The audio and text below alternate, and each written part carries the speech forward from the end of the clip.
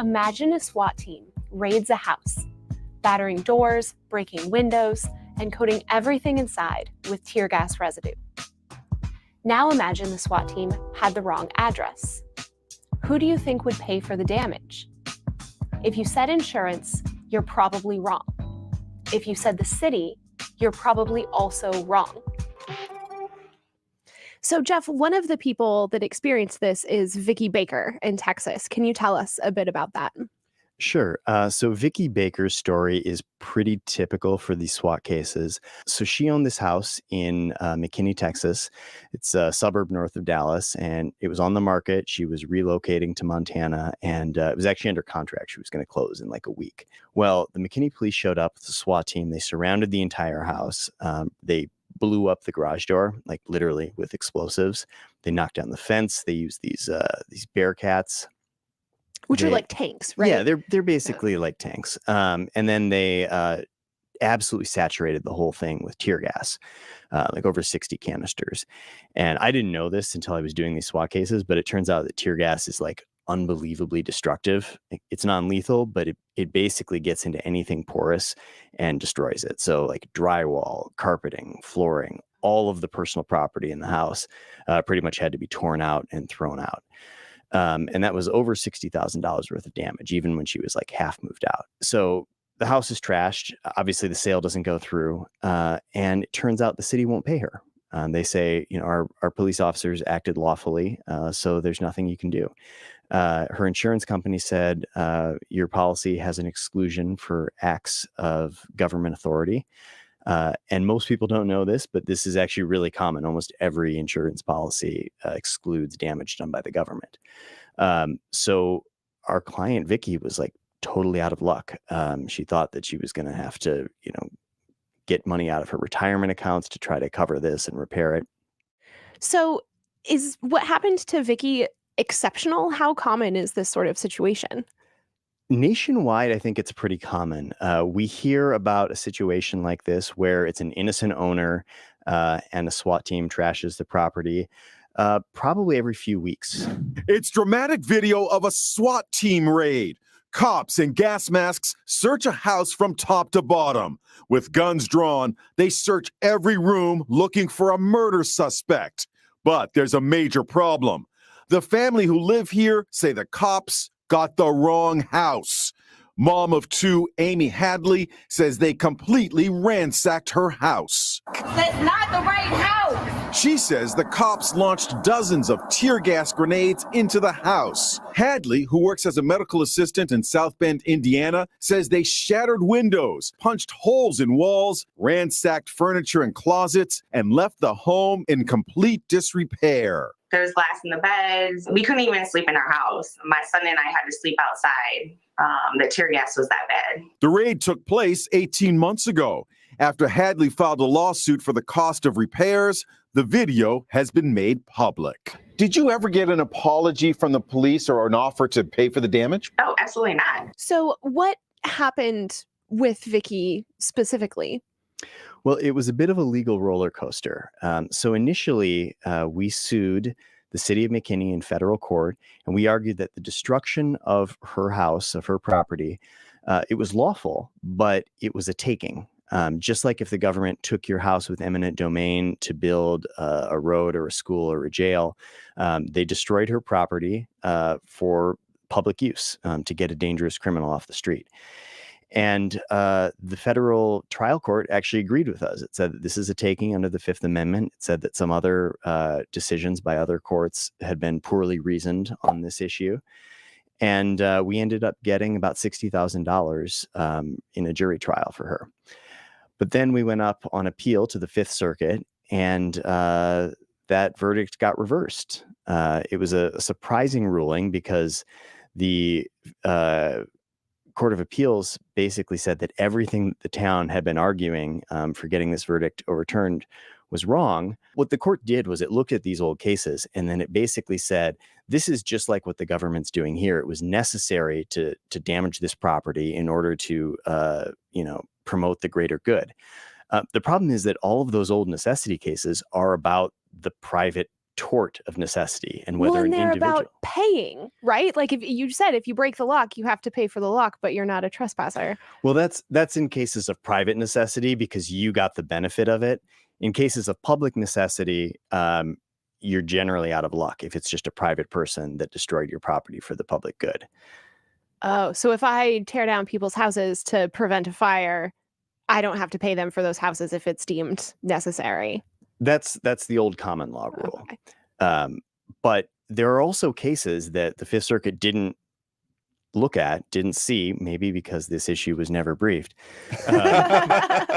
where federal courts actually said in the 19th century, if the officer, the government officer, takes your property and it's necessary, or destroys your property and it's necessary, he's not a trespasser and he can't be held liable, but the government has to make the property owner whole. Sure. So courts have actually distinguished between this private tort defense and the government's obligation to provide just compensation.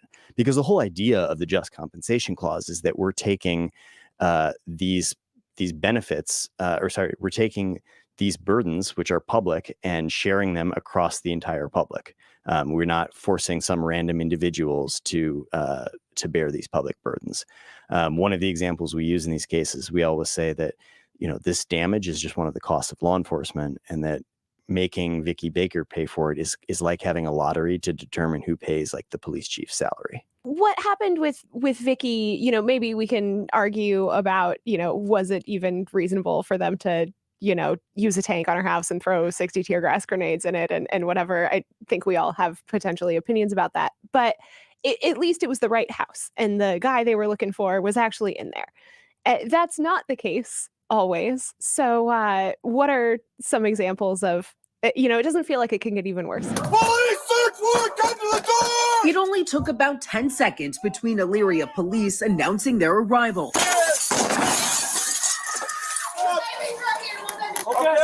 and barging into the home where Courtney Price and her 17-month-old son Waylon were staying in Cleveland suburbs last Wednesday. Police also threw flashbangs through a window that Price says landed near Waylon and that he was exposed to smoke and suffered burns. Come outside. Price and Waylon, who suffers from multiple health issues, were staying at her aunt and uncle's home. After being ordered out of the house, she was immediately placed in handcuffs and questioned. My biggest thing was just obeying them and getting me and my son out of there. It was a traumatic night for Erica Rios and her two teenage kids. This after their home was raided by Galveston police on Sunday, January 22nd, while they were sleeping. Police broke windows, doors, and dragged them out of their home in the middle of the night looking for a teen accused of murder. Major confusion. I had no idea what was going on. It was scary. Like I said, it happened really fast. In the end, police arrested no one. They raided the wrong home and didn't find their suspect. What they did to me and my family was wrong. What they did to our family traumatized me, my daughter, and my son. Imagine checking your Ring camera and seeing this on your cell phone. Armed men at the front door. U.S. Marshal, come to the door. The woman in the apartment is Kata Staples. She's a new mom, and she's with her infant, Catalina, just 3 months old. We know he's in there. The place is surrounded. Nobody in here. Hold on, I'm coming. She comes out cradling baby Catalina and wearing just a t-shirt. The officers are suspicious. They still think their wanted man is inside.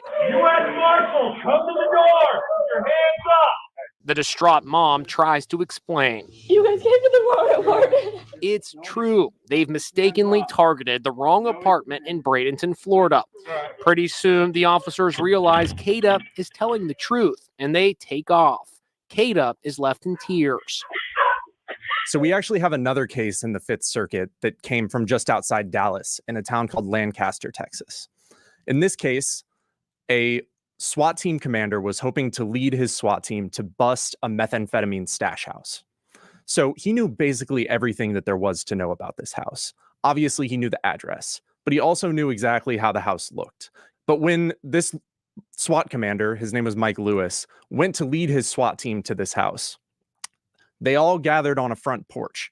And then Lewis realized, oh, this isn't the right place. The right place was on his left. A house full of innocent people was on his right.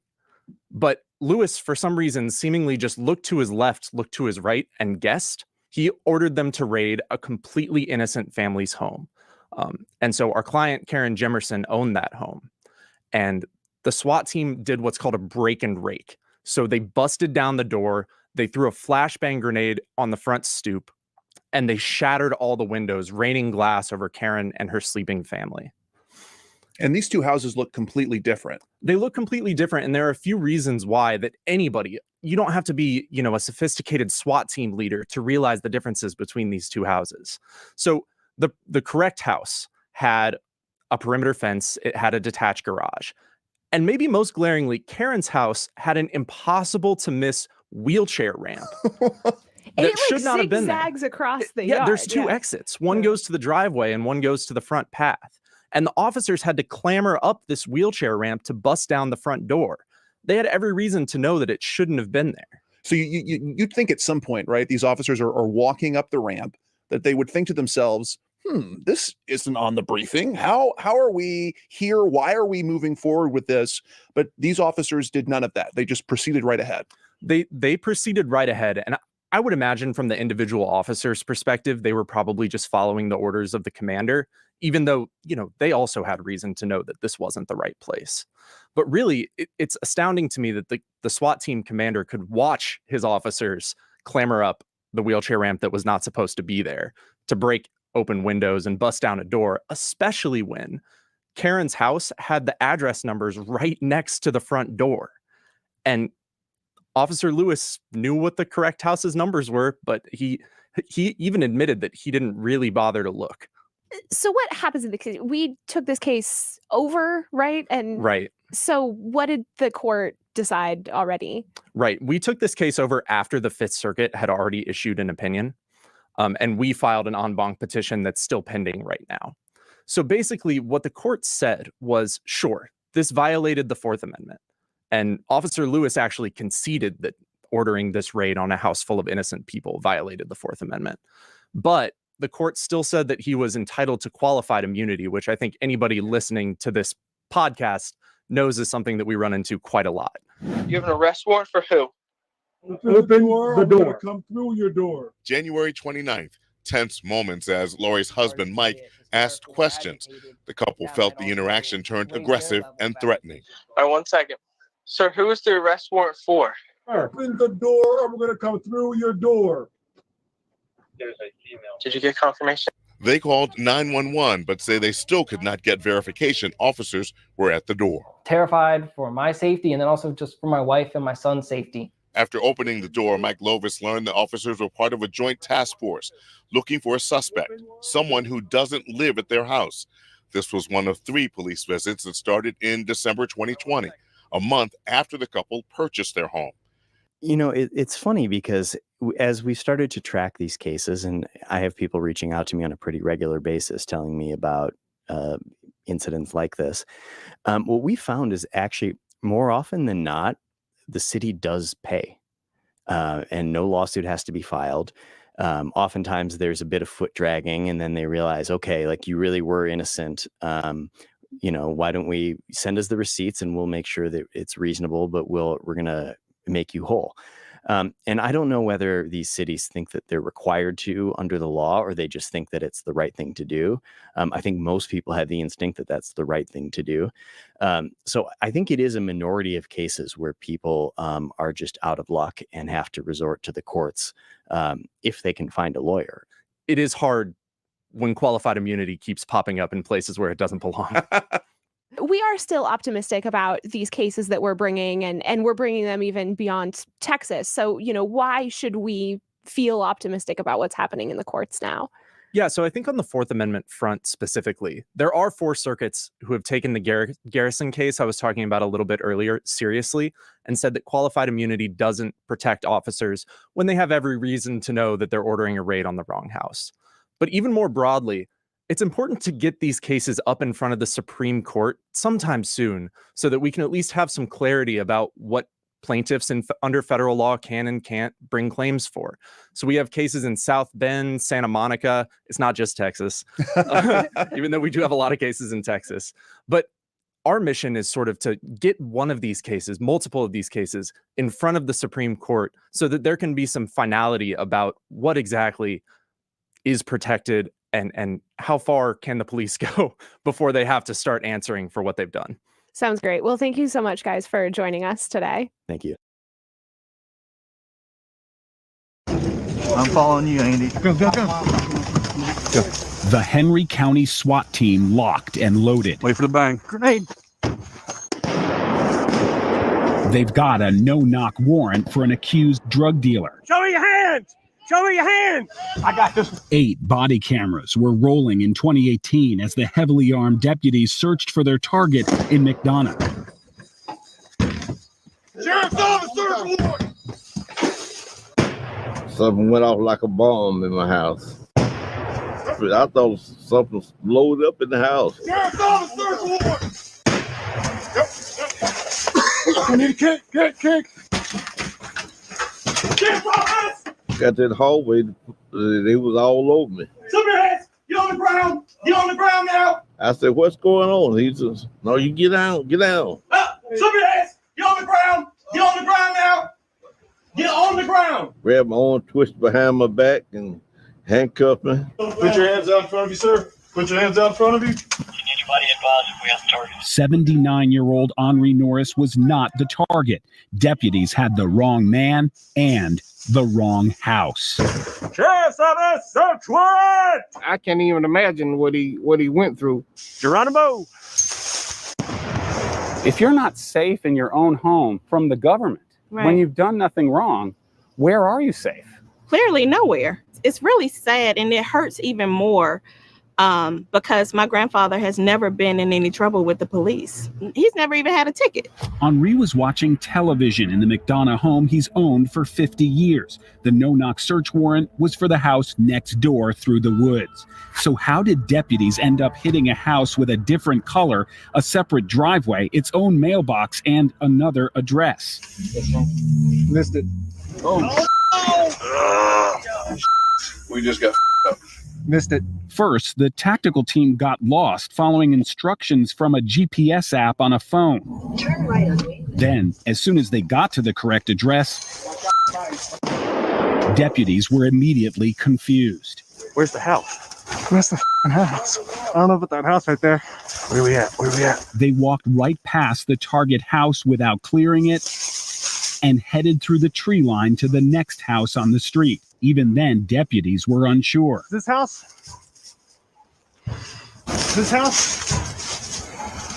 Looking back and forth at the two houses, it was too late. The entry team was already forcing its way into Henri's home. It was too late. The entry team was already forcing it. Take a look at all those guys who dressed up like G.I. Joe Loser. Take a look.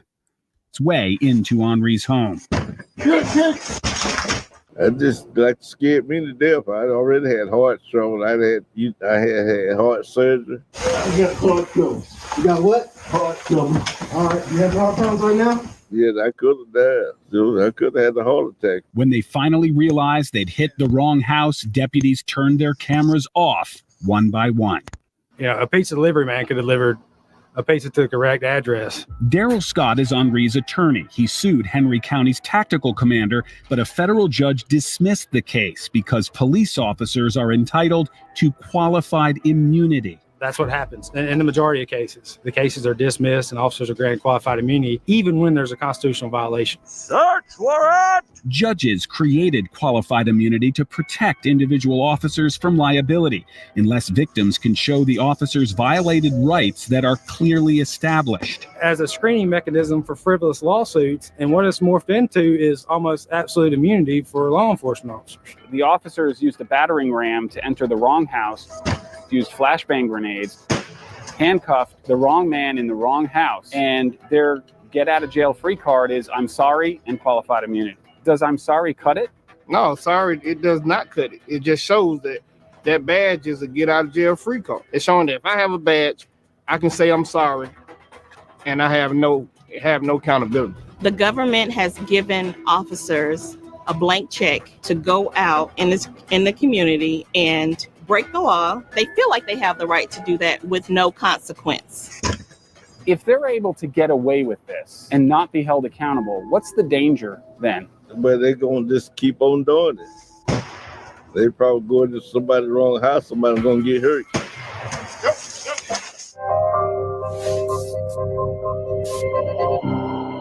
So there that is. Welcome everybody to I want to show you guys one more thing here, and we're not going to watch a lot of it, but everybody, welcome to another rendition of DeleteLawZ.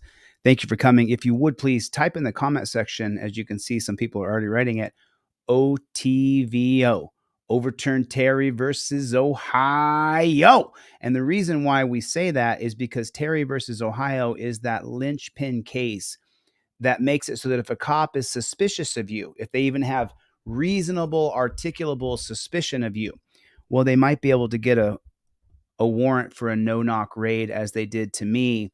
And that's why I'm only going to show about 10 seconds of this, 15 seconds of this, but I want the people, put OTVO in that comment section if you would please. Now, if everybody would please hit the like button. Hit the like button. It's right down there. It's that thumbs up. If you're not subscribed, please subscribe and then drop a comment down below, and let's beat the YouTube algorithm. Let's beat it. So I just want you to listen to the first 10, 15 seconds. I'm not even going to make the screen big. I just want you to hear the reason why I'm sitting in this chair today. I started this journey in the end of 2020, and now here we are in the middle of 2024. In the year 2002, I was no-knock raided by the chief of police, Michael Moore of LAPD, with an entire SWAT team twice in the same month. Since that date, I began studying the history of America and constitutional law. I am an autodidactic constitutional police, Michael Moore. In the year 2002, I was no-knock raided by the chief of police, Michael Moore of LAPD, with an entire... So that's the reason why we're here today, is they kicked my door down with absolutely no probable cause. All they had was reasonable suspicion because a confidential informant had told them that I was a chemical dealer. It wasn't true. They didn't find chemicals to establish that I was a chemical dealer. I wasn't at all. I was just a regular guy that someone else had a beef against. And so they went and told the cops that I was a chemical dealer. And then the cops came there and they kicked my door down the first time. And then 28 days later, they came with an entire SWAT team for a no-knock raid and arrested me, took me to the Los Angeles Twin Towers dungeon. I was in there for a week in 2002. Then I started studying the history of constitutional law, where the rule of law comes from, and so on and so forth. So that's how we got where we are today. That's when I saw this come out from the Institute for Justice. And by the way, thank you to the editors from DeleteLawZ, because I sent them the video from Institute for Justice, and they then put a bunch of more things on there. And so I want to say thank you to those guys. We're going to talk about Press with Rancor as well. If we want, let me grab this real quick. And I don't know if Big Mike is going to be available. Let me do some shout outs here. We got Derek Hates Pigs. Jane Doe is here. Nice to see you. Steel Meal. Nice to see you. Nitrim Case. What's going on? Justin, you want me to give you a shout out? Throw your name in the audience real quick. Just put OTVO, or like Ashton put JBTP, which stands for Jack Boot Thug Pig. So do we have Press with Rancor in the room today? I'm not sure. I know he had court today. I would love to bring him on. Let me shoot him a text message real quick and see if Press with Rancor wants to come on. Let me see if he wants to come on. Press with Rancor. Hey, do you want to come on the live stream and talk about court today? Joseph Cart is here. I heard about Project 2025 getting killed. I just don't know if that's entirely true. Let me just comment on this one more time here, just real quickly. You know, we absolutely have to end no-knock raids in our country. Put a one in the chat if you agree with that we have to end the no-knock raid.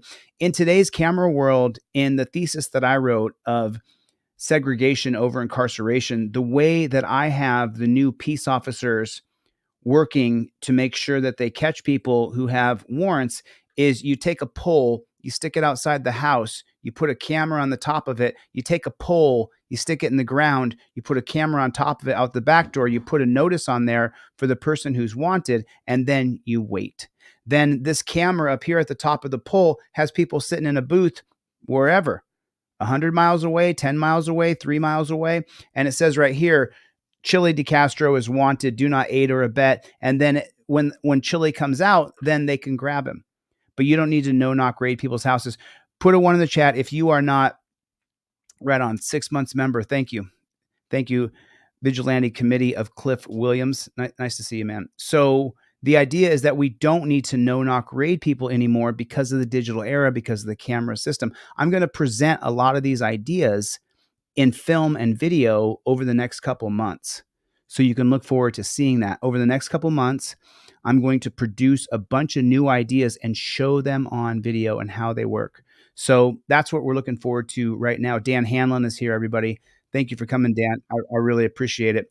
I'm going to show you another no-knock raid video here that will just absolutely make your blood boil. I'm not sure if you guys remember when this one came when this one came out, but this video is only 2 minutes long. I want to show it to you because thank you for your membership. I super appreciate it. The Vigilante. Thank you. The Vigilance. I'm sorry. What was it? What did it say? It said the Vigilance. It said the Vigilance Committee of Cliff Williams. I hope Cliff isn't dead. I hope he's not dead. I really hope he's not dead. What's going on out there in the land of YouTube? How is everybody? What's going on tonight? So I want to show you guys this video, and then I'm going to come right back to where we were. Know that graphic police body camera existed until it surfaced in media reports earlier this week. She said it was never brought to her attention. But after city lawyers tried to legally block it from becoming public, there's a group of aldermen tonight who say the mayor owes the victim and everyone a full investigation.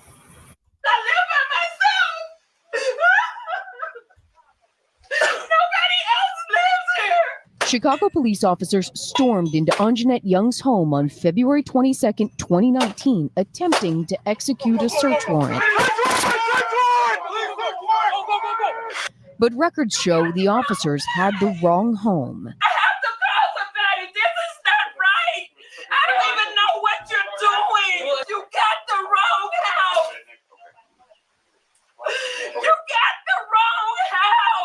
As she stood there, naked and helpless, armed officers searched Young's home. Putting handcuffs on me while I was naked.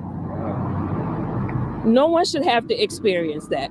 Anjanette Young stood with her attorney today in front of Chicago Police Headquarters, calling out the officers involved. They didn't serve me. They didn't protect me. They didn't care about me. After trying to distance herself from the city's attempt to block the video from being publicly released, Mayor Lightfoot apologized. I am deeply sorry and troubled that her home was invaded and that she had to face the humiliation and trauma that she suffered. That is just not right. It simply should not have happened. Tonight, several aldermen on Chicago City Council are calling for full hearings. If we are for the safety and well-being of Black women, if we are for justice, if we are for accountability. If we are for the safety of well-being of every single person in America, even if they're an illegal immigrant, they shouldn't be subjected to their life being taken from them from a no-knock raid. And on Chicago City Council are calling for full hearings. If we are for the safety and well-being of Black women, if we are for justice, if we are for accountability, we need to make sure that that information is out. Mayor Lightfoot is asking that all video from the body camera footage that night be released to the public in its entirety. She's also asking state lawmakers to take another look at laws that govern body cam video. Young's lawyer says they plan to be filing lawsuits against both the city and the Chicago Police Department. Hey, if you like that video, Yeah, I like the video, but and then I'm going to show you guys this video from Caroline and Fort Worth in just 1 second. But before I do that, we're going to talk just a little bit. So look, the idea that the no-knock raid, let's talk about the reason why it was created. The no-knock raid was created so that the cops could kick down the door and grab the chemicals before you flush them down the toilet.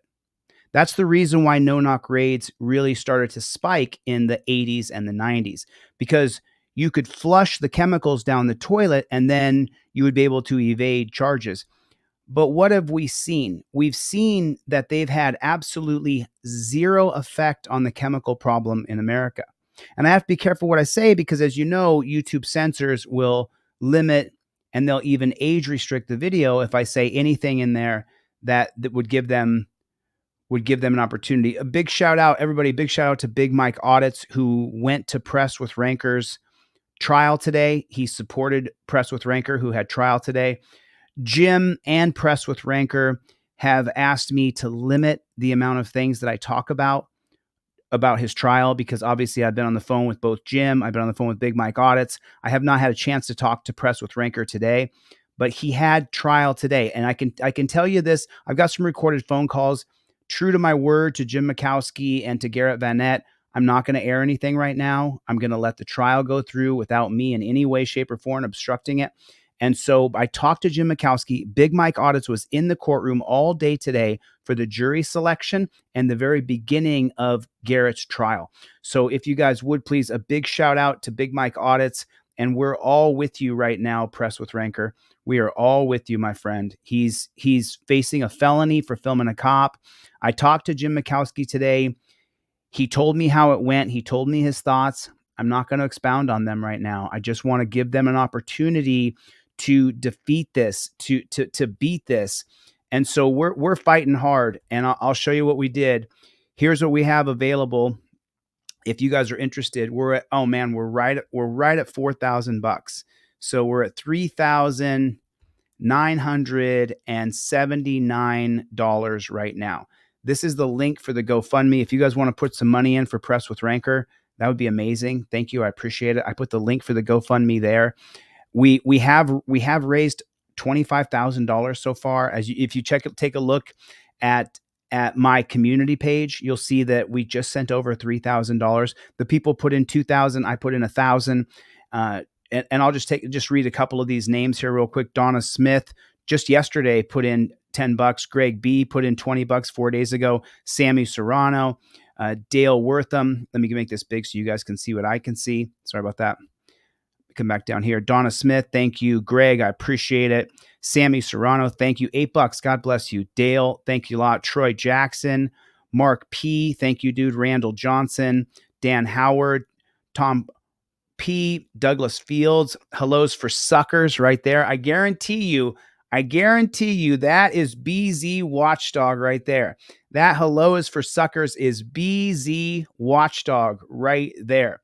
So this is for Press with Rancor. This fund, the fund is attached to his bank account. All dollars go directly to his bank account. So if you guys want to donate, here's the link for that. I appreciate it. Thank you. Remember, if every day we get 20 people to put in $5, that's $100. You do that every day over a month, you get $3,000. The attorney Mikowski Group is $60,000 because they have to drive 10 hours each way. They have to drive 10 hours. They've done 3 10-hour trips now to go up there for Press with Rancor. I'm hoping and praying that tomorrow he's going to be acquitted and that his case is over tomorrow. I hope and pray. So Press with Rancor, I'll show a couple of his videos maybe a little later tonight, but Garrett Van Nett is Press with Rancor. Hey, Garrett, man, we're all with you, dude. We're all with you. Danelle Brown, been a member for 6 months. Danelle Brown also sent some money on my books when I was in the dungeon. She's just been an absolute G for me, and I really, really appreciate it. You know, it's really, really, really stuff. I wish I could hire Larry Foreman, the DUI guy. So Mad Max. So my email address is DeleteLawZ@gmail. If you need to reach me, shoot me an email. And I respond to every single email. I don't let a single email go by. I even read emails that are full of hate. I just want to make sure that I get everybody's email. I never skip an email ever because I might miss somebody who needed my help. So there's Press with Rancor, everybody. He wants to say thank you for the support and the well wishes. Danelle Brown just put out 5 memberships. Thank you, Press with Rancor. Thank you, Danelle. I appreciate it. All right, now I want to show you a video from Don't stop on no bridge. Caroline in Fort Worth. And I think if you can see this right here, I put, wow, I'm going to send you a trifold. Please, pretty please get your DL insurance registration put together on a laminated card. Can you guys see what I wrote right here? So this is Caroline in Fort Worth. This is her video. So I want to show you a little bit of this video because there's a reason why I put this comment. Pretty please get your driver's license, insurance, and registration put together in a laminated card. And so I hope that she's able to get that done. Okay, I'll check that out, Mike. Thank you. I appreciate it.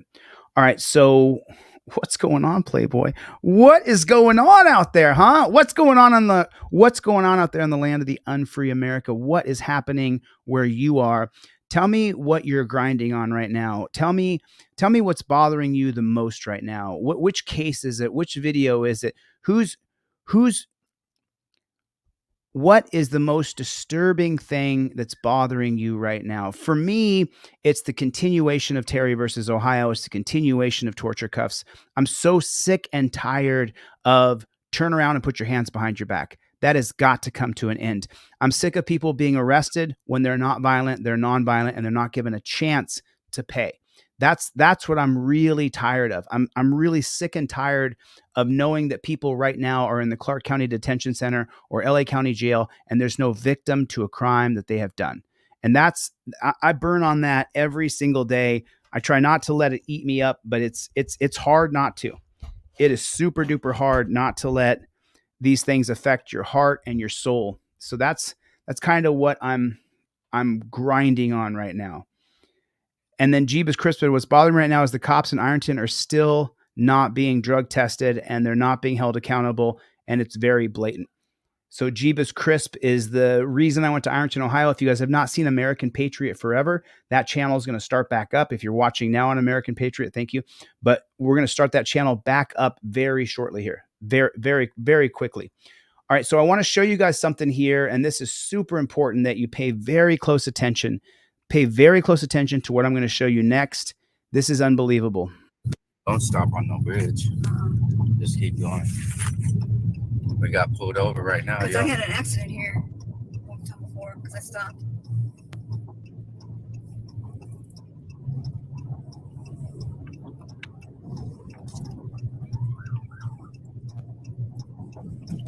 I can stop here because we're off the bridge, right? I guess. You can't get out. You can get out. You're the passenger.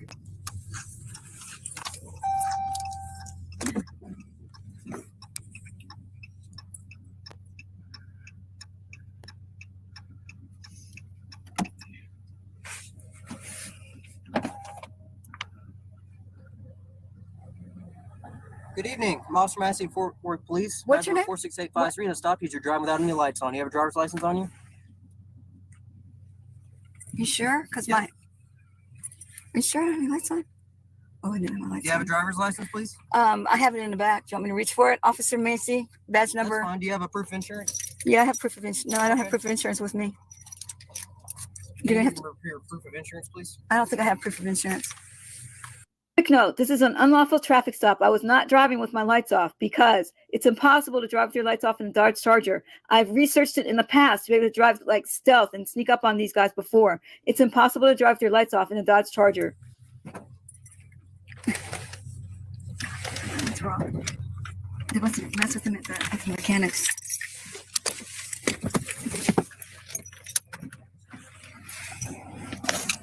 Ah, sorry.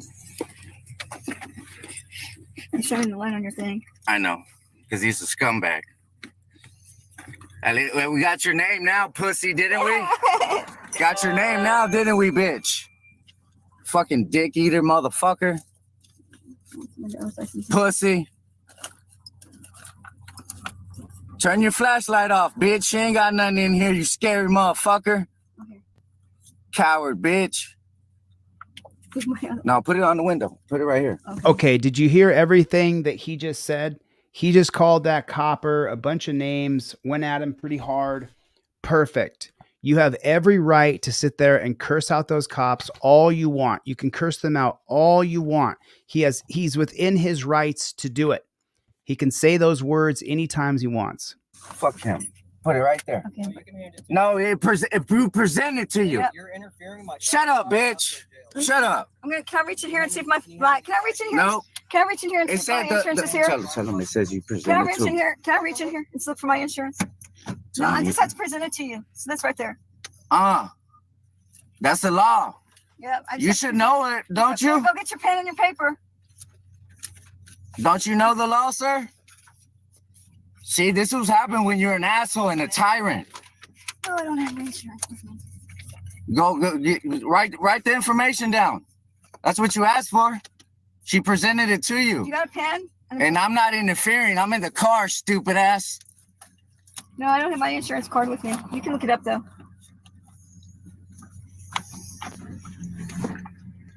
Tell him to call the supervisor if he doesn't want to do that. You have proof of insurance, ma'am? I don't have proof of insurance with me. I'm sorry? I don't have it with me. You don't have it with you? Can you hand me your driver's license? No, I'm supposed to just present it, so there you go. Can you hand it to me, please? No, sir. That way I can take it back and run your information and we can get done with this traffic. Nope. Nope. Yes, just have to present it to you. I don't have to hand it to Can you you. hand me your driver's license, please? No, why do I have to? Tell him to call the supervisor. Yeah, just can you get it off there? Why do you need my license for? When you can Do sit what? right there. I'm sorry, it's difficult to hear you through the crack. I said, can't you just? It's still difficult to hear you. I have to. Tell him to call the supervisor. So they're having a perfectly normal conversation between the crack, and yet now this copper's going to say that he can't hear her. They've been able to hear each other just fine. Watch and listen. Yeah, just can you get it off there? Why do you need my license for? When you can Do sit what? right there. I'm sorry, it's difficult to hear you through the crack. I said, can't you just? It's still difficult to hear you. I said. Do you mind rolling the window down so we can have an intelligent conversation? Was it? So it makes you smarter if you turn roll the window down? Yeah, because we don't have to listen to each other whisper. Wow. Intelligent. Okay, so here's the deal. Here's my driver's license. All you gotta do is copy the information down. Yep. I can tell you everything that's on there. I'm sorry? I can tell you everything that's on there. 0831-3210 is the number. You're making this harder on yourself, sir. Write it down. That's what it's for. So this is, I'm going to jump in right here. Let me help everybody here out. And Caroline in Fort Worth, if you guys don't know, I absolutely love this woman. She's one of the first people who connected to me when I was on YouTube and I was new, and so many people were throwing peanuts at me from the peanut gallery, and Caroline in Fort Worth came to my defense and came to my aid. So Caroline in Fort Worth eventually will see this. Caroline, I want to send you out a couple trifolds and a couple cop cards. However, what I can't do for all of you is I can't do it for you. But what you can do is you can make a photocopy of your driver's license. Obviously, I'm not Denzel Washington, so that's not my actual driver's license, and I'm not black. But you want to get a copy of your driver's license, your registration, and your proof of insurance, and get it on a laminated card. Your current proof of insurance. Put a 1 in the chat if you have this done. Let me see how many people have this done. You want to be prepared. Caroline in Fort Worth is a First Amendment auditor. She's an activist. She's a wonderful human being. Caroline in Fort Worth has got to get her license, registration, and proof of insurance all put together in a laminated card. And then that laminated card, or just the slip, because some people's registration is a full-size piece of paper that you got to fold in half. You may have to take it out of the slip. But then everything goes up in your visor, in your trifold, just like this, with this broccoli wad rubber band that I send to you in an envelope. Put a 1 in the chat if you have a trifold, if you have the broccoli wad rubber band. You have to be 100% prepared for the cops in this country. Cops are hiding on the side of the road to get you. Cops are hiding on the side of the road to get you. That's what they're doing. They're hiding to get you. Do we know that? Who agrees with me? Put a 3 in the chat if you agree with me. Put a 3 in the chat if you agree with me. The cops are hiding on the side of the road to get you. If cops are targeting First Amendment auditors like Caroline in Fort Worth, you have to do this part. I did this part for you. Then secondly, I want to show you one. I'm going to run it back just a little bit, and I'm going to show you a part of this video right here. Sure, I don't have my lights on. Oh, I didn't have my lights on. Do you have a driver's license, please? Yeah, it's not driving off in the. You're showing the light on your thing. I know, because he's a scumbag. We got your name now, pussy, didn't we? Got your name now, didn't we, bitch? Fucking dick eater, motherfucker. Pussy. Listen Turn carefully. your flashlight off, Listen. bitch. You ain't got nothing in here, you Wait scary for it. motherfucker. Okay. Coward, bitch. No, put it on the window. Put it right here. Okay. Fuck him. Put it right there. Okay. No, if you present it to you. Yep. You're interfering with my Shut up, bitch. Shut up. Can I reach in here and see if my light? Can I reach in here? Nope. Can I reach in here and It see if said my insurance is here? Tell them it says you Can I presented reach to. in here? Can I reach in here and look for my insurance? No, I just have to present it to you. So that's right there. That's the law. Yeah. You should know it, don't you? Go get your pen and your paper. Don't you know the law, sir? See, this was happening when you're an asshole and a tyrant. Oh, I don't have any insurance with me. Go write the information down. That's what you asked for. She presented it to you. You got a pen? And I'm not interfering. I'm in the car, stupid ass. No, I don't have my insurance card with me. You can look it up though.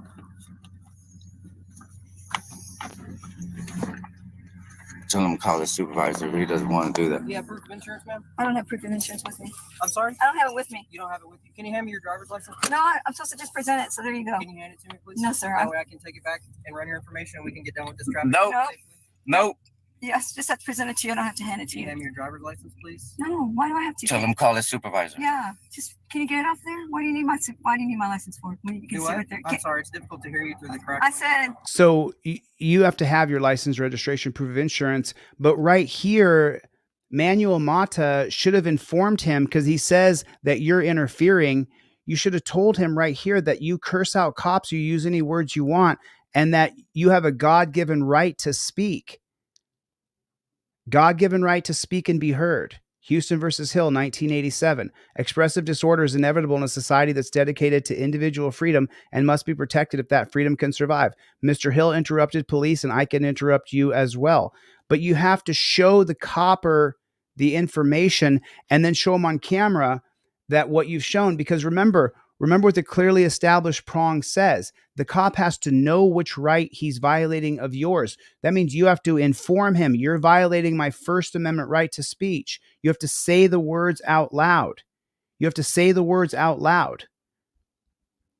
I said, can't you just? It's still difficult to hear you. I said. Do you mind rolling the window down so we can have an intelligent conversation? Was it? So it makes you smarter if you turn roll the window down? Yeah, because we don't have to listen to each other whisper. Wow. Intelligent. Okay, so here's the deal. Here's my driver's license. All you gotta do is copy the information down. Yep. I can tell you everything that's on there. I'm sorry? I can tell you everything that's on there. 0831-3210 is the number. You're making this harder on yourself, sir. Write it down. That's what it's for. You can shine your light at me all you want.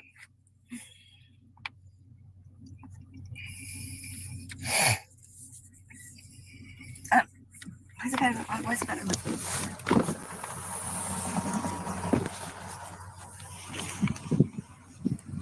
What's your name and badge number, sir?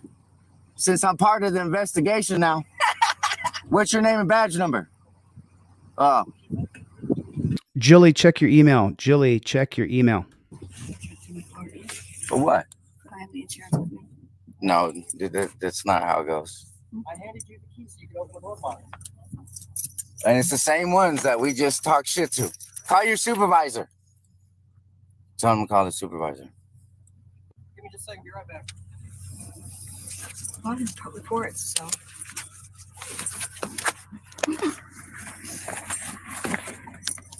You know, they must mess with my lights over there. Look, they got a car. I am in the car. I am in the car, sir. The door's just open. That's fine. Go ahead and step out. No, I'm in the car. No, you can step out of the car. No, I don't want to. Step out of Yes, the 5A cop card is included with your trifold. the car. For what, sir? Step out of the car. For what? Step out of the car. You're detained until I'm doing my traffic stop. Okay. Here, hold my phone. Sir, can you please stop being violent? Call your supervisor. Since y'all gonna fuck with me and retaliate, call your supervisor. You got any They're weapons? detaining him. I don't They're answer detaining him. questions. Fuck you. Okay, so if you get pulled over, can your passenger be detained? It's on your trifold. Passenger, get out of the car. Both Arizona versus Johnson and Maryland versus Wilson. 2009, Arizona versus Johnson. They even mentioned Terry versus Ohio. Arizona versus Johnson is an extension of Terry versus Ohio. The spirit of the law is for officer safety. As a passenger, the cop may allege numerous reasons for fearing for their safety due to your presence. Exiting is a minimal intrusion. Refusal risks jail or harm. Exit with your hands up while filming. State, I identify as good citizen. I invoke my First and Fifth Amendment rights. No consent to searches or seizures. They can jerk you out of the car as the passenger, and those are the two cases that allow them. Both of those cases, take a look at the years. Terry happened in 1968. Maryland versus Wilson and Arizona versus Johnson are extensions of the 1968 holding called Terry versus Ohio. Now, if they order you out of the car, I would agree to get out of the car. I'll say, yes, I will get out of the car. Take a look at the trifold. It says right here, I got this from a constitutional law scholar. I do understand that I have to exit the car. Then you go to the front, you flip it open right here, and you say, however, officer, I invoke my First Amendment right to film you. Turner versus Driver and Izari versus Yeehaw both say our right to film police falls squarely within the First Amendment to protect free and robust speech. Violating the First Amendment on camera removes the cop's qualified immunity. Now, Manuel wasn't prepared, and neither was Caroline in Fort Worth. We're going to fix that, though. So Caroline in Fort Worth and Manuel Mata, you guys, I don't have your mailing addresses, but I'm going to send you guys both out several pair. Matter of fact, Caroline in Fort Worth, I'm going to send you out 5 trifolds, and I'm going to send you out 5 sets of cop cards. Manuel Mata, I'm going to send you out 5 trifolds, and I'm going to send you out 5 pair of cop cards. So you get 10 cards total, because you need the driver and the non-driver card. You have to have them both. You have to have a driver and a non-driver card. And if Jilly's order if you didn't get your order, Jilly, I mailed it to you myself the other day. So we must have a wrong address, or it's there today. But I'm going to add more stuff to your order, because that's really frustrating for me that you still don't have it. Really frustrating, because I just mailed it myself the other day. So it is what it is. But I want to make sure that Caroline in Fort Worth and Manuel Mata, want to make sure that they both have trifolds and cop cards. The part I can't do for you guys, I can't get your license, registration, and proof of insurance put together for you. I can't do this part for you. I really wish I could jump through the screen and I could do it for you. Obviously, I'm not William Bradley Pitt. I'm definitely not him. But I do have a copy of his license. I've got a copy of his license put in here. Do you see? I took the time to get his put in there. If I took the time to put his in there, why can't you take the time to get your license, your registration, and your proof of insurance? Listen, you could even do a laminated fold, a crease, and put your stuff in there. I choose to put a photocopy and then laminate the photocopy. This isn't my actual driver's license that I put in the slip. It's a laser copy of my driver's license, front and back. And then when I put it in there, what I do is I give that to the copper, and it's worked 3 times on camera. They didn't ask for my actual physical copy because I gave this to them. It sure looks and acts just like a driver's license. They ran the numbers. It all came back, matched my insurance, matched my registration. 3 different cops, 3 different states. None of the cops questioned me. But you have got to put your ish together. Caroline in Fort Worth doesn't have her license, registration, and proof of insurance put together on a laminated card. So Caroline in Fort Worth, I'm going to send you out 5 trifolds. I'm going to send you 5 trifolds in the mail, and I'm going to send you 5 pair of cop cards in the mail. Caroline in Fort Worth, I'm actually going to hit her up as soon as this live stream ends and tell her I covered her video, and I'm going to send her out 5 of each. Manuel Mata, hopefully he's out of jail. He got arrested. Let's watch the rest of this video.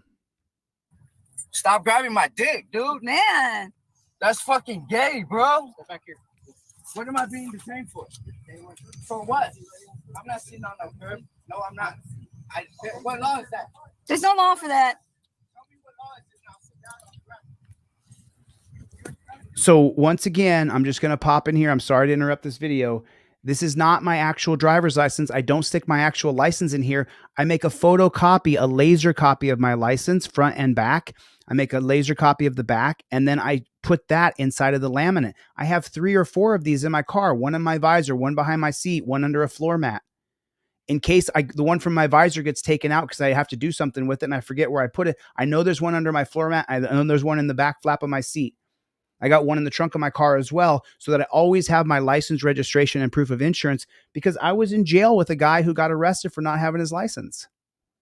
Just recently, I was in jail with a guy who was put in jail for not having his license.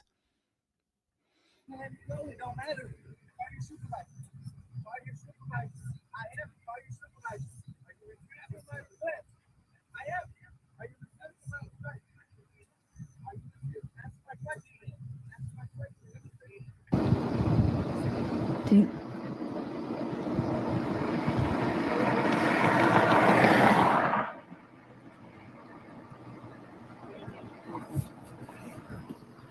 Hey!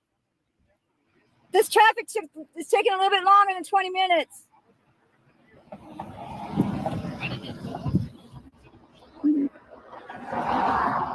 Oh, they got my ground right there. They got my car.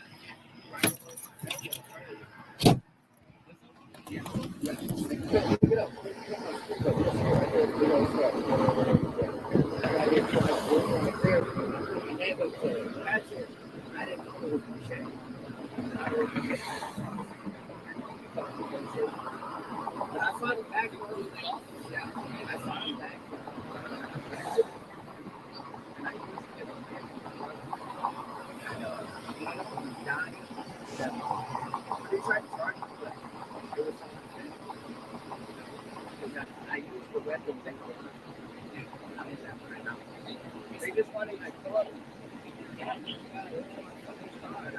I said, but I didn't know it just happened to see it. Well, I didn't know it just happened. I closed my car door and then I'll get to you. All the way to cut the ticket. I've already got into the closers.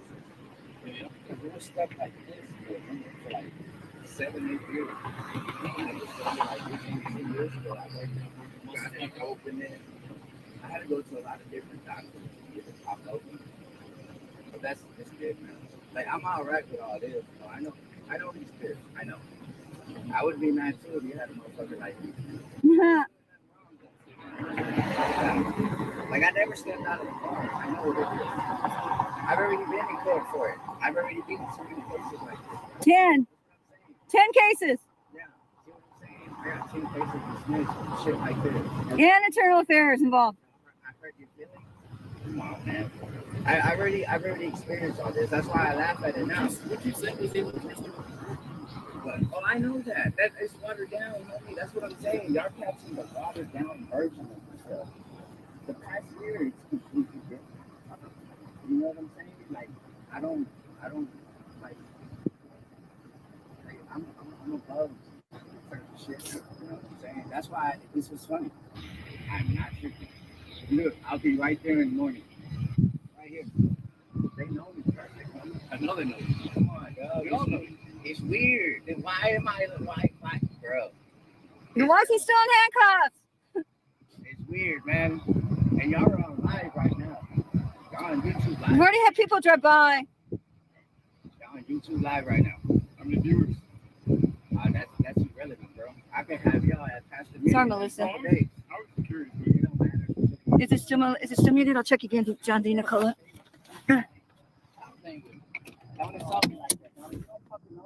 Okay, I think it's unmuted now. Are we unmuted? I think we're unmuted.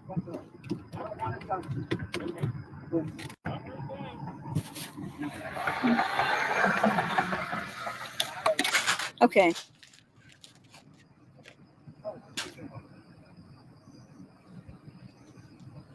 This is it's been longer than 20 minutes. Hey, it's been longer than 20 minutes. Yours has been good the whole time. Okay. So I guess his got muted whenever the cops grabbed him. They grabbed him out of the car and said that he was detained for retaliation. You're being an asshole on the phone. You know what I call that? Being disrespectful polite. That's what I call it. And they train you how to do it. Y'all are experts at it. We got trained to be disrespectful polite? Yes! Y'all are assholes at it. I know the difference. There's a good one right here. You're a piece of shit. All of it, man. No, you don't have to apologize. It's your nature. It's your habit. You can't deny that. You can't change it. It's just who you are. You know what I'm saying? That's why I said fuck you. Why is it taking so long to write my tickets? I don't want to touch you. You're a scumbag. It's fine. I know it. So you don't want to go to the hospital? Nah. You want to get checked out? Yeah. Yeah. You get here in a couple minutes. If it's going to be, hold us up longer. Why you in cuffs? I don't know if my veins are fucking out, bro. Hey, why you in cuffs? He said I was being detained, but he didn't tell me For why. what? You have to have reasonable articulable suspicion of a crime to be detained. What's the RAS? Yeah, he didn't tell me that. What's the RAS for being detained? No, he said I was detained on the traffic stop. He said What? I scared him. Oh, officer safety. Did you call your supervisor, loser? Please say no. What is it? Something versus Sims? What's the thing for pulling somebody out of the car? Sims versus Pennsylvania. Pennsylvania versus Sims. He pulled you out, but he put you in handcuffs. Even supervisor. Pennsylvania versus Sims. No. So this is the whole reason, because Caroline in Fort Worth is an absolutely amazing human being. She puts herself out there. I'm not sure if you guys know, but recently she was savagely attacked. Utah Cop Watch is here, everybody. Good to see you, Utah Cop Watch. Appreciate your support. When I was in the dungeon, I saw some of the comments you made, and I want to say thank you. So, couple things. So, number one, it's Pennsylvania versus Mims. But listen, anybody can make that mistake. Anybody can make the mistake. I make that mistake. Sometimes I confuse Supreme Court cases, and I'll explain one case for the different title of another case. It's Pennsylvania versus Mims 1977 that you have to get out of the car for officer safety, but that's the driver. The case that she was trying to quote is the one that I showed you guys earlier, where the passenger has to get out of the car, and that's going to be Arizona versus Johnson, 2009. It's really easy to make simple mistakes when you have a tyrant standing over the top of you who has a gun and a taser, putting his light in your face. So I don't fault Caroline and Fort Worth at all for not having this information and not knowing this information.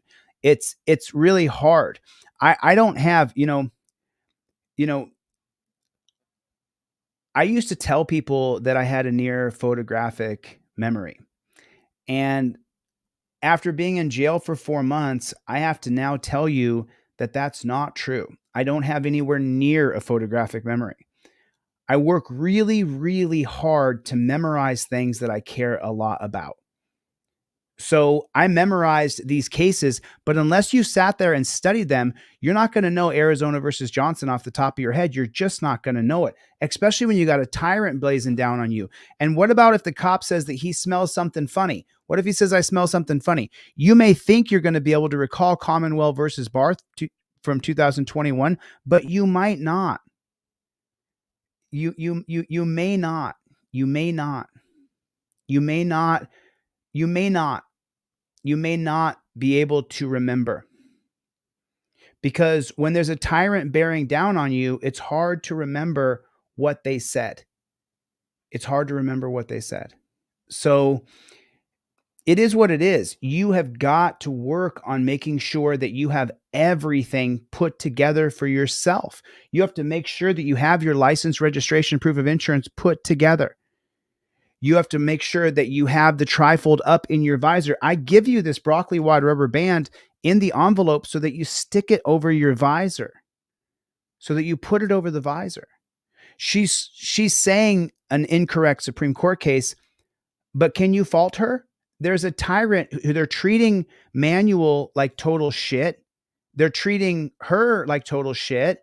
They're intimidating them. They're putting lights in their cameras. Of course they're going to be disheveled. Of course they are. They're going to go through a hard time. It's going to be difficult. Pulling somebody out of the car. Sims versus Pennsylvania versus Sims. He pulled you out, but he put you in handcuffs. Even supervisor. Pennsylvania versus Sims. The jail. For what? Oh, good luck with that. For what? Good luck with that. Good luck with that. Yeah. What's he? Phone number to put on the ticket, please. What's he under arrest for? Interference public duties. Can I get Wait a your phone second. number? How can he do that? Can I get your phone number, please? I don't have a phone number. You don't have a phone? Can you want my email? What were you filming with earlier? Well, it's not hooked up. It's just a sorry? camera. It's just a camera. Okay, that's fine. What So you're gonna get 3 citations: one for driving without headlights, one for driving without taillights, and one for not being able to provide your Now insurance. the headlights and the taillights are the same, aren't they? It's 2 different offenses in my ticket book. Okay. So you can take a copy of your insurance up to the courthouse Mhm. and get that ticket dismissed All if right. you do have insurance. Okay. So wait a minute. You can't arrest somebody for sitting in. You guys pulled him out for Pennsylvania versus Sims. You didn't have reasonable articulable suspicion of a crime when you pulled him out. Okay. Here's your copy of the citation. Are you listening There's to me? instructions on the inside. You have to have reasonable articulable suspicion of a Would you like crime. to sign it? Ma'am, would you like to sign I have the to ticket? sign it, right? What do you mean? Well, see, that's a trick. Because if I don't sign it, you're taking No, me no, to no. jail. I'm asking you because I already If tore I it out. don't sign it, are you taking me to jail? No, ma'am. Listen, here's what's going on. I already tore it out without asking you to sign it, so I'm asking you if you would like me to put it back in so you can sign it. If you don't want to sign it, that's fine. So You don't want to put it back sign? I'm sorry? You don't have to put it back in. Okay. now. All right. It's Here's your copy of the ticket. There's instructions on how to how to do that. pay. You have But 21 sir, days to get sir, it paid. Okay. You sure you want to do this? Because there's no interference You're right free. here. You're free to go. There's no interference right here, though. Dude, there's no interference. This is his cigarettes. He Yes. asked you to hold on to these, okay? Yeah. His lighter. Does he need the phone? Huh? Does he need the He's- phone? I think he said he How wanted can you to hold his why is he being arrested for interference if he didn't even get out of the car? That's gonna be that officer. Ah. Oh. Does he want his phone? No. Yeah, this is bad. He's gonna get sued, huh? What's his first name again? Manuel. Huh? Manuel. Hey, boss. Hey, boss.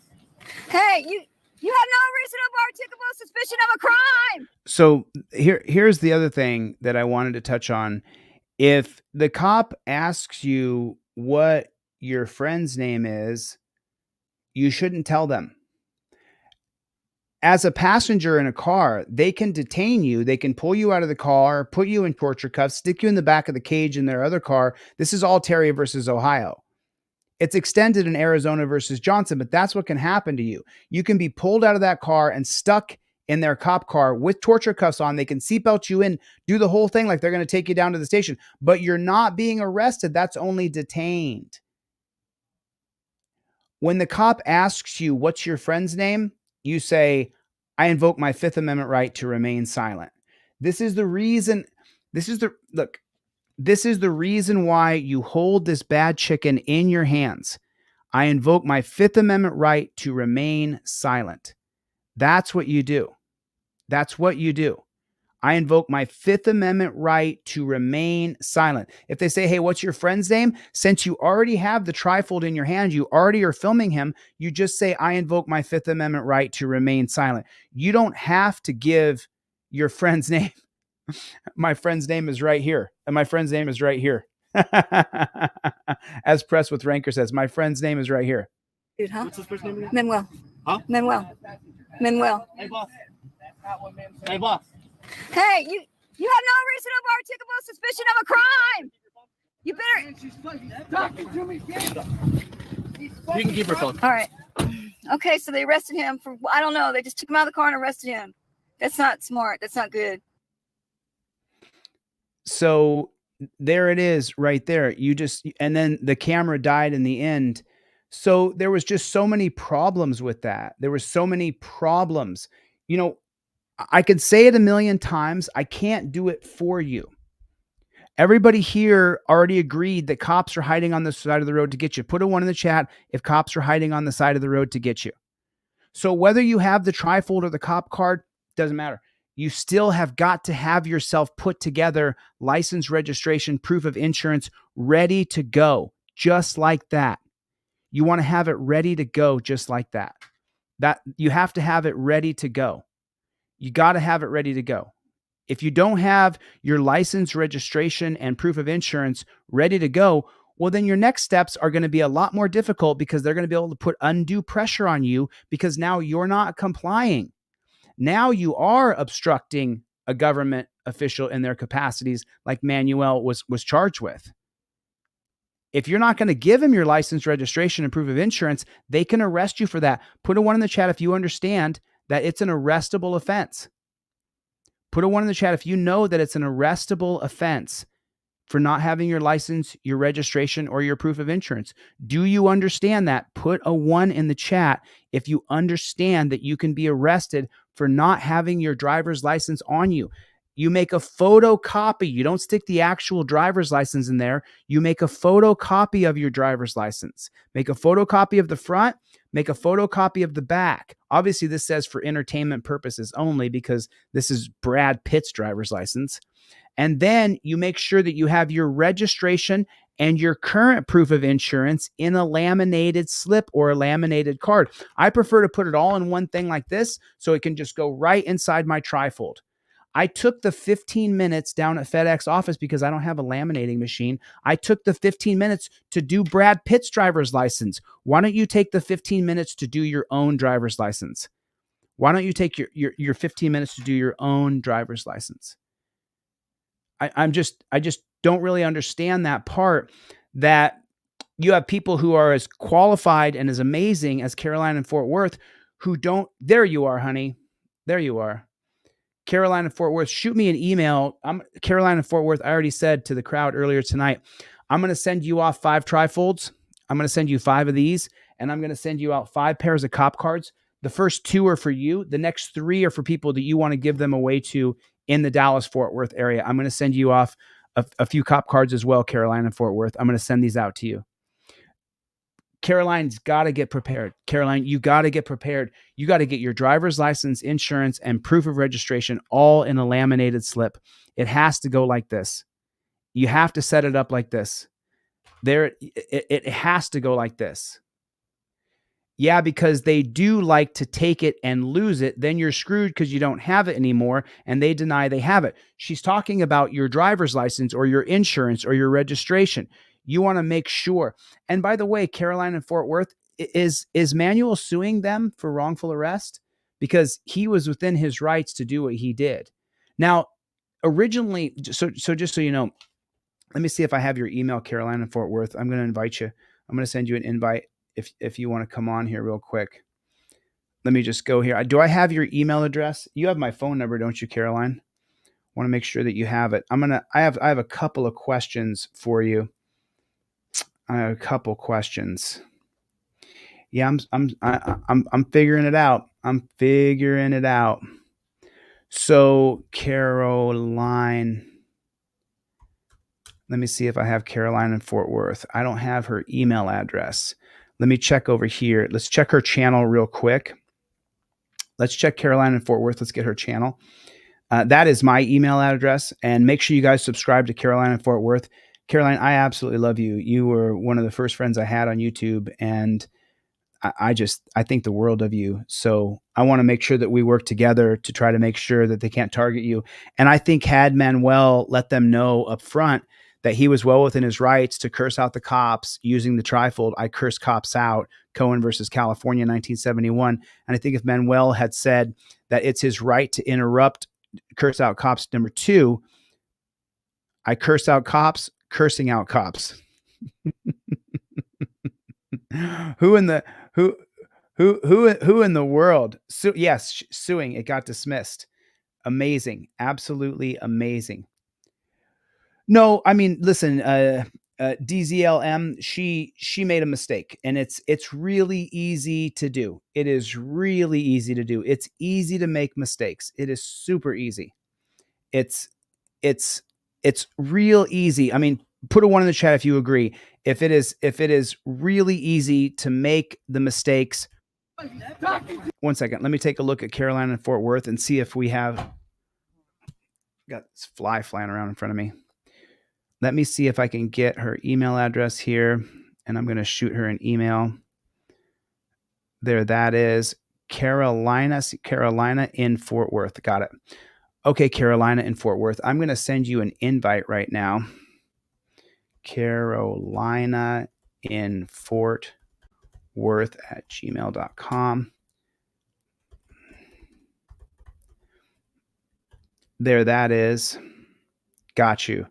Okay, Carolina, if you check your email, I just sent you off an invite so we can ask you a couple questions. April, thank you so much. April's also one of these people who I've established a relationship with over this past year, who was so squarely on my side when I was in jail, who's such a supporter of Team DLZ and everything that we do. It's just it's just so unbelievable how I feel so lucky to have attracted this group of people, because there's so many good people who come to this channel. I think I saw Drophead in here earlier. Drophead, are you still in here? I'm not sure if I saw Drophead. I saw his comment come up, and then I was talking about something, and I got a little bit lost. The tribe is here. Here's what probable cause is. The law governing this case is elementary, except for a breach of the peace committed in his presence or when he has reasonable ground to believe that the person didn't get it. Claudette is here. Good to see you. Go on panel, girl. Let's hear it. Let's hear it. Let's absolutely hear it. I sent Caroline a link to StreamYard. So I hope that she can come in.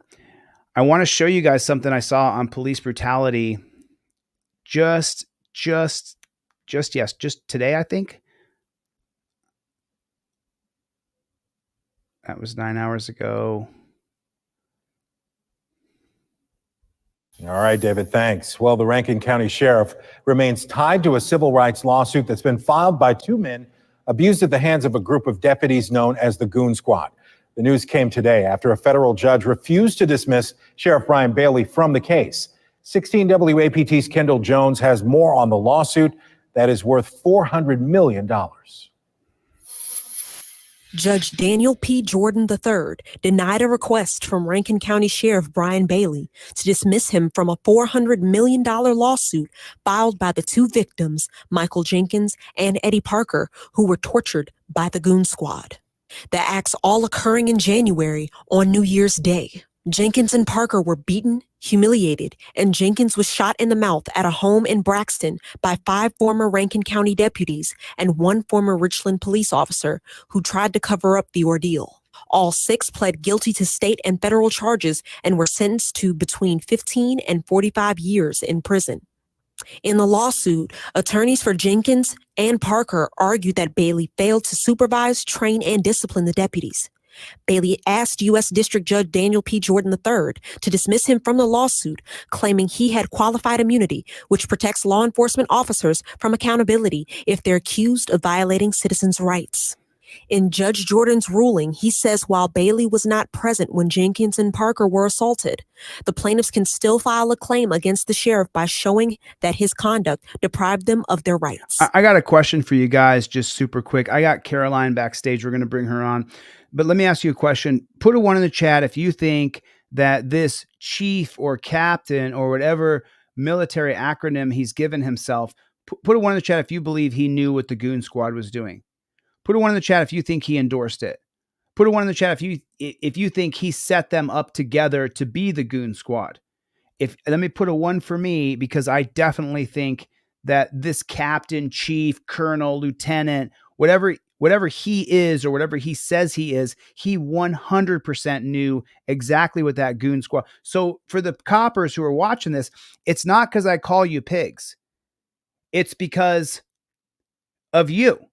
Because you endorse and behave in the way that you behave. That's why. Trent Walker, an attorney representing Jenkins and Parker, said they are pleased with the ruling, saying it was in line with their expectations. A spokesperson with Sheriff Bailey says he has no comment. That was 16 WAPT's Kendall Jones reporting. Several organizations have called for Sheriff Bailey to resign. The sheriff has previously said that he will not step down. Of course he won't. Of course he won't. He believes that he believes. Okay, so I got Caroline in Fort Worth here. Carolina, what is going on? How are you? I'm good. Can you hear me? Yeah, I can hear you. You look great. Okay, how you doing, doll? Nice to see you. Just fixing to go cop watching. You're just fixing to go cop watching, yeah, huh? That's okay. How's your face healing up? Can we get a close? Right around here, around this part right here, it's smashed, and you can wiggle. You know, like when you're a little kid and you can wiggle your teeth, and when you're old, you can wiggle your teeth with your tongue. Yeah, I know. Trust me, I know. So, like, I have like this bone right here. You can actually wiggle it, and then this is all smashed right here. So I don't know what I'm gonna do about that. It looks all right, but it just doesn't feel good. And I have ringing in my ears. But this is all smashed right here. It's like you can wiggle it. It's really weird. Like you can wiggle it. That's the bone right there. That's horrible. Now, did you ever get the body cam footage so we can see from a different angle what that copper did to you? Oh yeah, we got the body cam footage, and we got aerial footage too, like from a security camera. Do you have that? Have you put that out yet? Yeah, it's put out. It was put out on some other channels, but like you can see that what he did to me, like he really like. Is it put out on your channel? Don't stop on them. Or do you know where it's at on your channel? Yeah, let me see.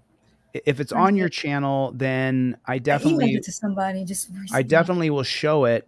So Yeah, I mean, let's it's all like body cam footage and the security camera footage. That's belongs to everybody. So you right. can't So, get copyright struck over. so this is 2 days ago. I don't know which. Do you know which one it could be? Oh yeah, let me look. What you got here? I know it's in let's see,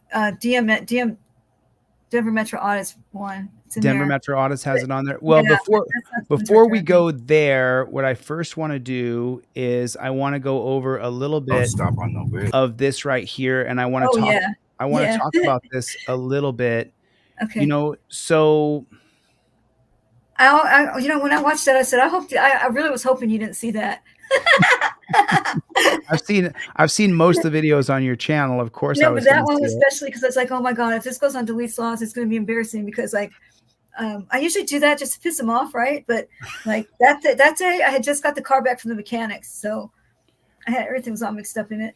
Right. Well, I mean, just so you know, I was in jail with a 21-year-old young man who was in jail specifically for not having a copy of his driver's license on him. That's some bullshit. They do that. He had a driver's license, Yep. but you didn't have a license, and you didn't have registration, and you didn't have insurance, right? I had the driver's license. I did have that. You did have the driver's Yeah, license. the registration. I don't know. I don't think we have to have that in Texas because it's on the sticker, right?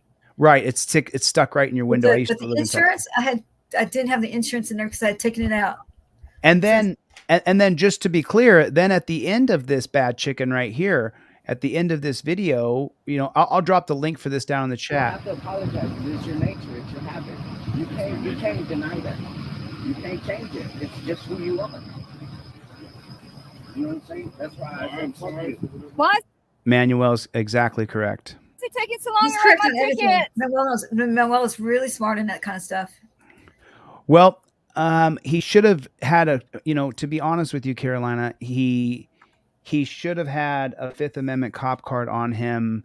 This is the non-driver card. He should have had one of these in his wallet, and he should have informed the cop of his rights and showed him the law in the navy blue.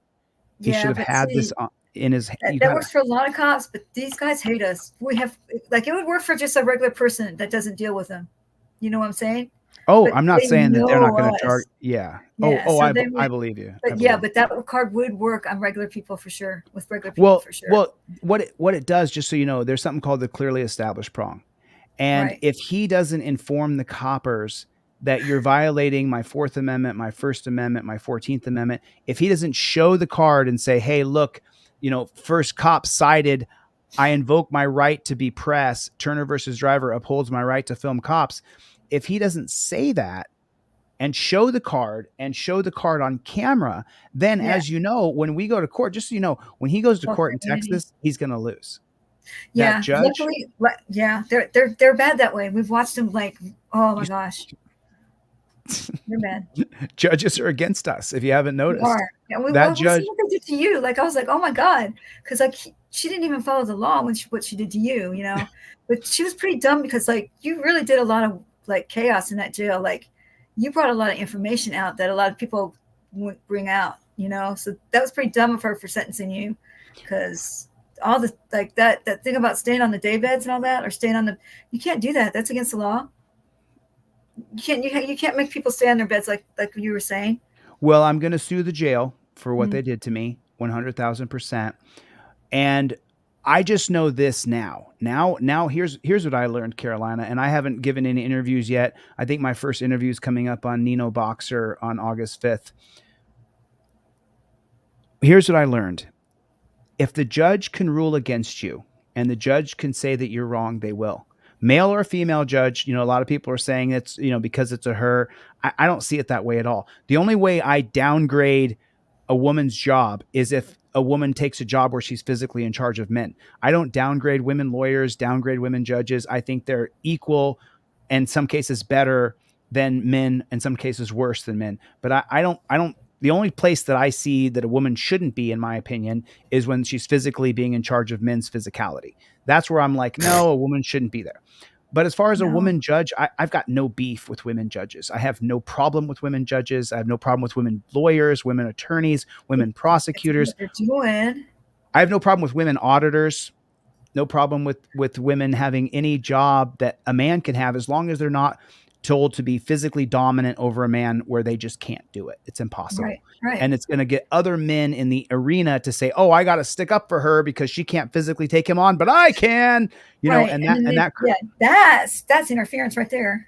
It creates a tyrannical society. It creates a tyrannical jackboot thug pig society. And that's, do you think that women cops should be paid as much as men? I mean, they don't even run as fast. no, I don't think there should be women cops in the field. That doesn't mean I don't think there should be women cops at all. I'm all for women cops, as long as they're not. Go ahead. I'm sorry. They shouldn't be in the field. Exactly. You're right. I just don't think they should be put in a position where they're supposed to be physically in charge of men.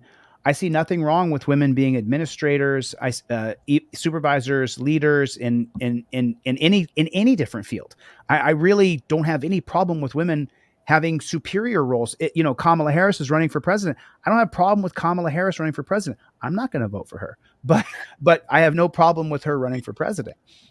So I'm just saying, but what I do have a problem with is when they put women in a position where they're supposed to be physically in charge of men, and they have put men in the position to back up women, because then as soon as the male doesn't behave or do what the woman tells him to do, then you get this chivalrous guy who's going to come in with a taser or a gun or a stick and hurt that guy. Yeah. So that's, I just want to be clear about that. While I can't stand Ann Zimmerman, she's biased, unprincipled, and I think she's a bad person. I don't think she did what she did just because she's a woman, or it's the wrong time of the month. I've heard that in my comment section 1,000 times. I don't believe any of those things. I think she did what's that? Why do you think she did it?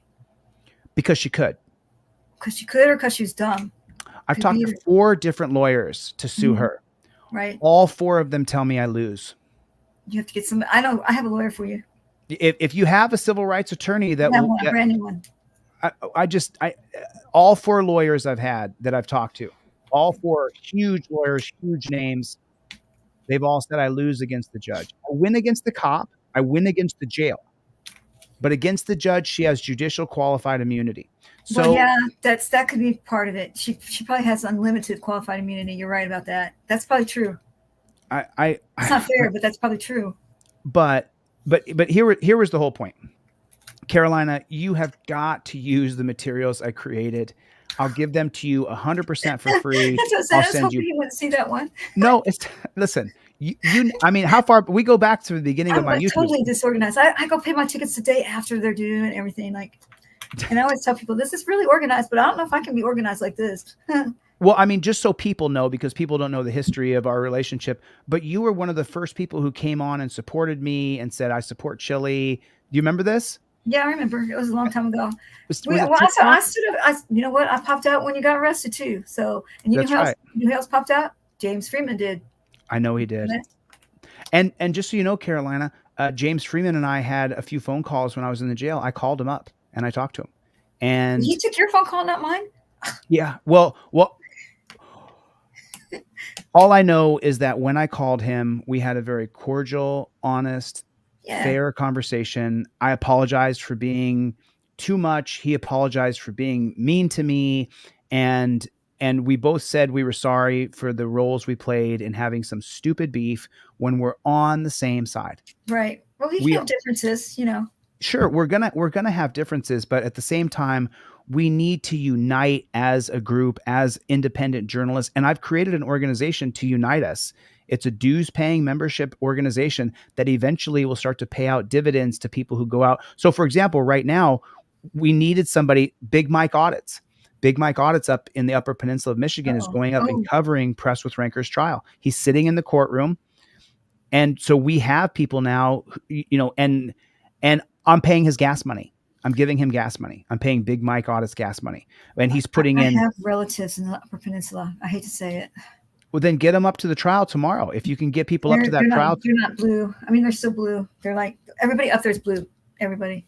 Oh, So when she says blue, by the way, which I tried to explain to my friend Dennis Sperling and his predominantly black male audience, when you come to coppers, black, Mexican, Asian, white, Filipino, Hispanic, they're all blue. They're not that race. They are blue. Yep. Blue.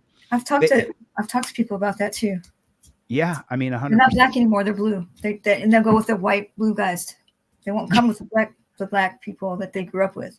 That's right. You know, Carolina, let me just tell you, I know you got that little tiny black eye left, but you can hardly see it. And I got a little bit right here. A little bit, but you look beautiful. You can't see it. It has not affected your physicality at all. Thank you, Vigilant Dude, Committee. I thought, I've never been knocked out before. Have you ever been knocked out? By a horse when I was 17. Did you? Wow. And I fought a lot of guys. What's that? How long were you knocked out for? About 10 seconds. I was knocked out for over an hour. I have no idea I don't know if my arm got broken when that came out of socket. I don't know if he did it when he threw me down or if he lifted me up by my handcuffs at the end and didn't believe I was knocked out, Wow. Where so I mean that hurts bad. My arm really still hurts. The video, I can watch the video on Denver Metro Audits. That's where it's at. Yeah, I put one in private chat there for you too. You put one in private chat there, or chat. One's to the civil rights attorney, and then one's to I think a news story. Okay, so I got a video here. It's an hour and 40. Whatever. It's an hour and 43 minutes. I don't know if this is your video or not, but no, it says no. This says Fort Worth. I want to see another angle of that copper attacking you. Is this your video? No, that's Denver Metro Audits, but I don't know if he has it in. Yeah, there it is. There's a security camera right there. Okay, so this is that was the it right there. Mm-hmm. Oh, that's the end of it. I'm already snoring. Caroline, we're busy. Go to the other side of the street. Here it goes. You can go. There's no investigation. There's no nothing. You can go to the other side of the street. You're going to get arrested. I'm not warning you again. What are you talking about? Go to the other side of the street right now. Wait, tell me So why. he already knows who you are, right, Carolina? Yeah, we had a conversation. We had a conversation like 3 months before that, and we talked about interference. You're under arrest. You're up. Stop. Oh my God. Oh, I see what they did to you. Okay, so she's standing right there. We're gonna go, as you know. I know Now, Carolina. I did put my hand behind my back for him. You are old school here. You've been around for a while. She's been with Team DLZ for a long time. But what we do here is we slow it down to 0.25% and go frame by frame. So now she's standing there. She puts her arms behind her back. I did. I was saying no, and at the same time I was putting my arm behind my back, but even though I was saying no. Okay, so as you're saying no, you're putting your arms behind your back. Is that right? Correct. Okay, and now I can't see. Okay, so there's an arm. Okay, so they're pulling your arms back. I mean, look how hard he's got her wrist. You know, in a lot of countries, they don't put people in torture cuffs. Yeah. Okay, so she has her. What is that thing called again? Your gyro. What's it called? The gimbo. Your the gimbo. A gimbo. I forget the name too. Okay, cool. And then what happened? How do you go down right here? That's the whole thing. From what I understand, is that he did a judo thing on me, like he pulled both my arms at the same time. That's his body cam footage. You can see it better from the security camera on top, but he had both my arms at the same time. Oh, so there's no protection for your head. You're gonna hit. You're gonna hit head first. Yes, my eye first. It hit like my eye, and my cheek first. Oof. But I had my hand behind my back already. Now he's telling me not to resist. Is this the same? Then the body cam footage stops because that's the part I don't know. I don't know if I got lifted. Where is the security camera from above? That's what I want. It was right before that. Oh, so okay. It's right before that. Just right before that. But Okay, see, I got charged 4 charges. The first charge was false reporting. Okay, there you are right there. Let me right there. That's let me zoom in on this. Okay. That's it. So we see you there. Is this where he's gonna face plant you onto the ground? No, I still have a ways to go. The news people were saying that I was walking up on these girls, but I was zoomed in on them. See the two girls. But you're right there? still 10 feet away. Glick Yeah. versus Cuniff, as you heard from my When I case. was standing over there, I said they walked by me and ignored me. I hate it when they do that. So I went fire, fire, fire, fire. I said, see, audience, they still ignore me. Well, I got charged with false reporting because I said fire. Well, yeah, because Carolina, that's the direct holding. That's the direct holding. You can't scream fire in Cynic versus United States, 1919. But I mean, they were ignoring me, you know, so I was just like, fire, fire. See, audience, they don't even look at me when I yell fire. No, the actual holding of Cynic says that you can't scream fire. Outside of a theater that's not crowded. Right, inside of a busy crowd. You were outside. I understand. Listen, yeah. I didn't invite you in here to cut you down or to beat you up. No, I know. I'm just telling you. You know that. She's been around. She's been my friend since I was on TikTok. That's what they used to get me. Was that what you were talking about? Right. But they dropped that charge, and then I got evasion. How am I evading? I'm not sure, but here she is right here. She's walking up to the coppers, and okay, so this is where the cop's going to face plant you. Yep, right over here. You can tell okay, a car right so there. Look at the size of him. How big is that guy? He's tall. He's really big. He's huge. Yeah. Okay, so he tells her, Carolina, get out of here, right? Yeah, and I'm like, you're not doing anything. There's no investigation here. You're just towing the cars off. That's what you said to him. Mm-hmm. Yeah. Okay, so you're saying you're not. She even says you're just towing the cars away. You can see her arm extend. And then I go. Well, first, just tell me why. And that's when he said, "You're under arrest," and threw me down. Like I didn't say I'm not going. I just said, first, tell me why, because I didn't think it was a lawful order. Well, I don't think it was a lawful order either. But let's see what happens here. So now we have it at 0.25% here. We're going super slow. I haven't done this with anybody, by the way. Okay, so here he goes to grab her. Her arm goes behind her back. She has her gimbal in her other hand, so she's just trying to protect her camera a little bit. Look at the other cops ready to join in. Behind my back already. See it? Right. What? But see, let's. Before we see you get head planted right here, what is the point in grabbing her and cuffing her up? What danger did you pose to the cops? You know, he knew me. We've had conversations. The girls knew who I was. You know, that's why they told me to know me. Tell me though, right now, what danger did you pose? Did you pose a danger to the police? No. Did you threaten to hurt anybody previously to this interaction? Never. Nope. Okay. So he knows you're a First Amendment auditor. He knows you're a journalist. This is the reason why I put together an organization for independent journalists. You're going to love it, Carolina. You're going to absolutely love it. We all have to join it. Okay. But what a lot of people don't know is that he had pulled a gun on Manuel Mata for jaywalking, right? And that case got dismissed 3 days before this. Oh, interesting. Oh, so he was kind of mad about that. And Manuel's charges were dropped. But let's watch this real quick. So grabs you by the arms. Okay, now he jerks your right arm. And as he lifts up your left, I see what he did. He pulled your... Even when you go slow, it's still fast. Wow. He really tried. He really did a good job in hurting you here. Yeah. And after we had that conversation too, it's really surprising to me that I recorded and put up. Look how fast it goes even when you're slowed down. Yeah, you went pretty fast. Let's check it out in regular speed just real fast so we can see. I mean, I didn't know anything until I woke up chained to a bed, which, you know, it wasn't a pleasure kind of way of being chained. Oh, he whipped you. He jerked your arm. Both of them at the same time is what somebody told me.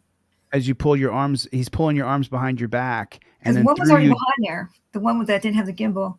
He threw you down and to the ground as he's pulled both your wrists back so you couldn't defend yourself. And I flipped too, because like my feet are ended up like against, like my feet are over there facing the wall now, which is kind of weird.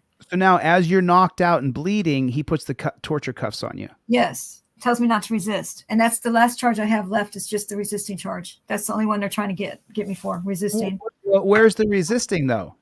Let's see from the beginning. She walks up, she's walking up. So where's the, of course you're in Texas, Arizona, Nevada, they're all, so she says, go over there, get out of here. And she says, but why you do anything? You're just towing the cars away anyway. Right. And you know, the girl, I said, what's going on? And the girl started to tell me what was going on. She was right halfway mid-sentence when he grabbed me. That is just preposterous. That was just preposterous. He did it to 2 other people at his last job. Where he face planted them and hurt their face? Well, they were, one was pulled out of a car and the other one was thrown on the ground. It's 2 separate times. And he was fired from the Irving Police Department. Wow. For doing that. But I'm telling you, here's another thing too. If I had just, like, I used to be a school teacher, right? If I was still a school teacher and this happened to me, right? Like 10 years ago, 20 years ago, he'd be fired. Oh, yeah. Because of what we are. Now, I'm the bad guy all of a sudden. I'm the bad guy for this, you know? Like, why is he not on trial? You know, I asked to get my phone back. I asked to get my gimbal back to the guy who had it, the detective. And he goes, oh, no, we're needing it for the investigation. I said, well, who are you investigating, me or him? And he goes, that's it. I'm not talking to you anymore. And he hung up on me. But, like, he would, I mean, why am I the bad guy? No. So real quick question here. Who has led you to believe that you're the bad guy? I think that, well, on one news station, when it first came out, they were saying that he asked me several times and I just ignored him, like to go across the street. Then he asked me numerous times and I totally disobeyed him. And that I was walking up on the girls and just, you know, like I was instigating everything. And so a lot of people hear that and they don't even watch the video. They just think that about us, that we're instigators, that we're just don't let people do their jobs, etc. That they have this bad taste about us. You know that. So, but a lot of people who are blue are coming up to me and saying, wow, I can't believe that happened to you. So, but the thing is why does he still have his job? Why is he still like there working after what he did at his last job? And now he's doing this time, but he still has his job. That's why I'm saying, why am I the bad guy? You know, because that's not de-escalation. That was just totally like, I'm wondering if he really thought he was really going to knock me out. He might have just been trying to hurt me, but either way, I didn't even get a chance. Like, I never know when I'm going to get arrested ever. It happens a lot, but I never expected that. I wasn't even afraid of him. No, I mean, it makes absolutely no sense. And then for the news media to portray you as you being some sort of bad guy, that's just not true. Just so everybody here knows, she's not the bad guy. So now what's next, Carolina? What happens next? I jumped right back into the saddle. I went out cop watching with black eyes because I didn't want them to know that they beat me. I didn't want them to think that they beat me. So, and I'm going to sue. I'm suing just like you. Yeah. Oh, yeah. I'm suing because maybe if they have to start paying out more money than what their operating costs are, maybe that'll create some change if everybody would sue, you know? So, yeah. I mean, well, maybe. I just don't know. I've been trying hard to believe that suing is going to make a difference, but the simple truth is that it hasn't made much of a difference so far. And so I think that the only way that we're going to be able to enact change is for one of us to get into the governor's mansion, into executive power, even as just a legislator in the state or Fed, and then write legislation that gets into committee. Over the next 6 months, I'm going to be producing a series of videos that show the changes that I believe that could be implemented today. I'll start with this weekend. I'm shooting a video this weekend to show that you don't need to arrest people right now. They don't need to be arrested right now. Right. You don't need to arrest anybody right this second. I think that what's caused all this really is the new Jim Crow laws.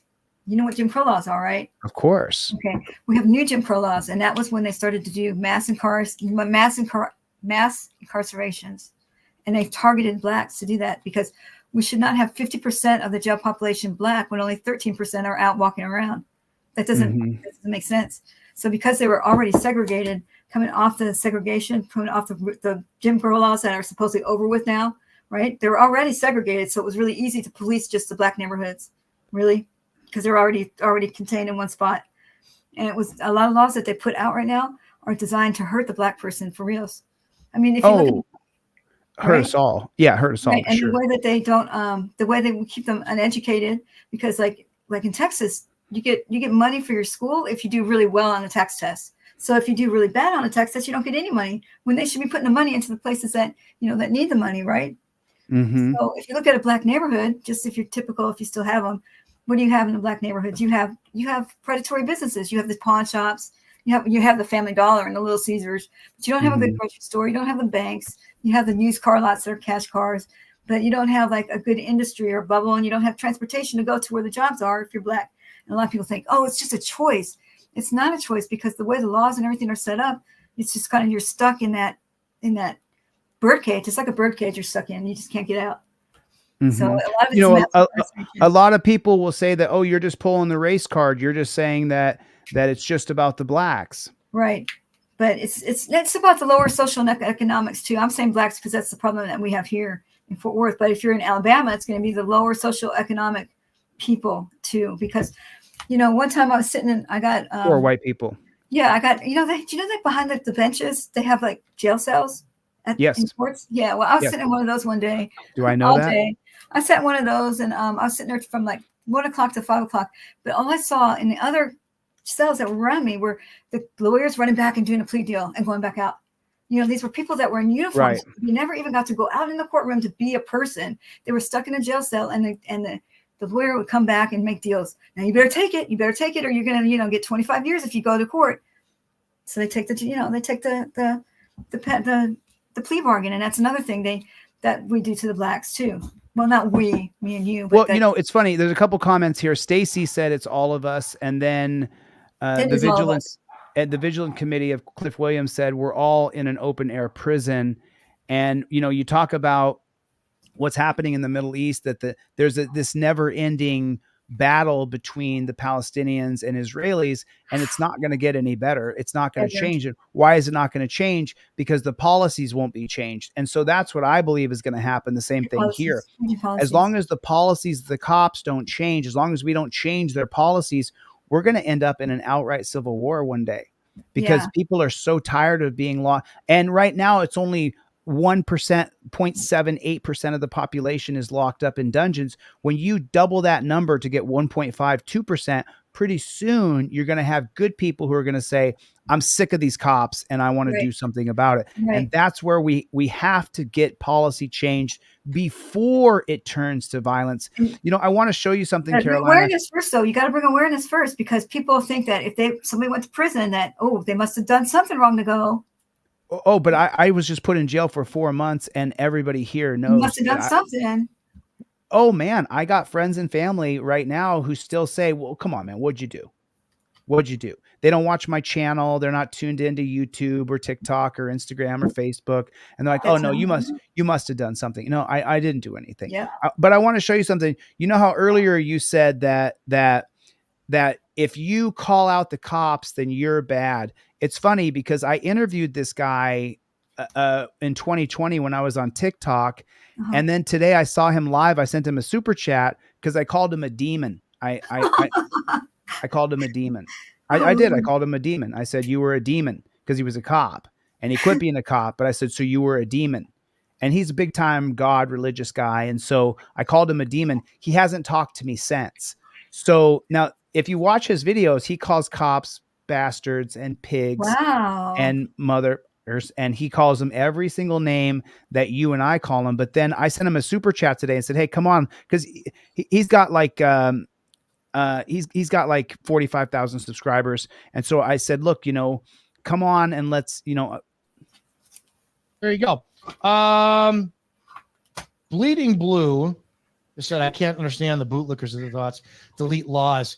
Man, you know what, Chille? I don't like you. I appreciate the donation, but Chille, you are your own worst enemy. I appreciate your watching, but Chille, and I'll say this to you. I said this about you. ChilleDeCastro, who's watching DeleteLawZ, I think could have made one of the biggest differences in criminal justice today if he really wanted to. How?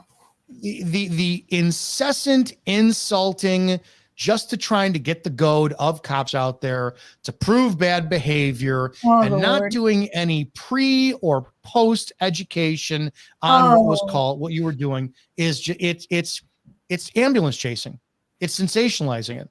And you don't listen either, because when we did a podcast, you didn't want to hear shit when I started to correct you about stuff that I disagreed. No, you're wrong. And that's your personality. I get it. I have a lot of it too.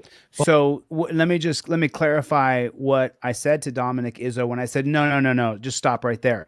When he said that chokeholds are a necessary evil on TikTok. I have the video. It's still on my, I have it on my YouTube channel. When he said that chokeholds or neck restraints or throat restraints, I'm not sure how he put it, they're still a necessary evil. And I said, no. That's not going to fly in front of me. I'm going to stop you here and say, I strongly, completely, 100% disagree with you. And then, I think I mentioned at the end, I said, you used to be a demon. And then I saw more of his videos. He's deeply religious. So he hasn't talked to me since I called him a demon. So I actually sent him a text message and an email. And I said, hey man, I shouldn't have said that. I don't think you're a demon. A lot of cops, a lot of ex jail guards, ex prison guards, as soon as they get out of that dark Death Star, they see the light and they go, man, I was wrong. What I was doing was wrong.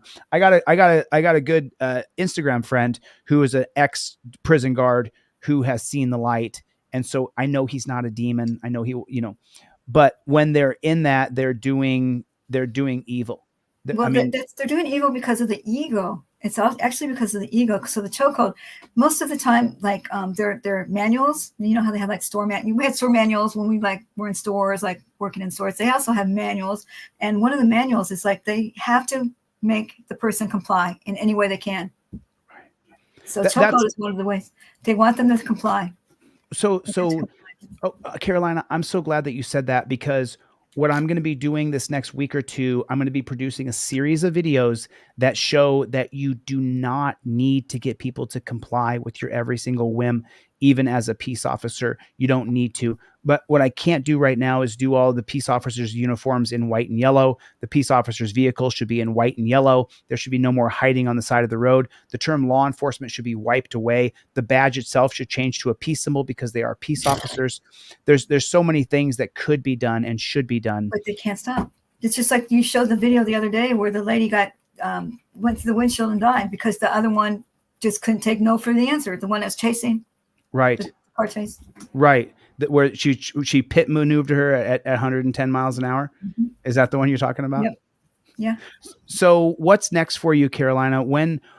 What's up with your charges? Number one. Okay, so I got 3 of them were just dropped, and I have one left. It's resisting arrest. So I think that one's going to get dropped pretty easily too. Don't stop on.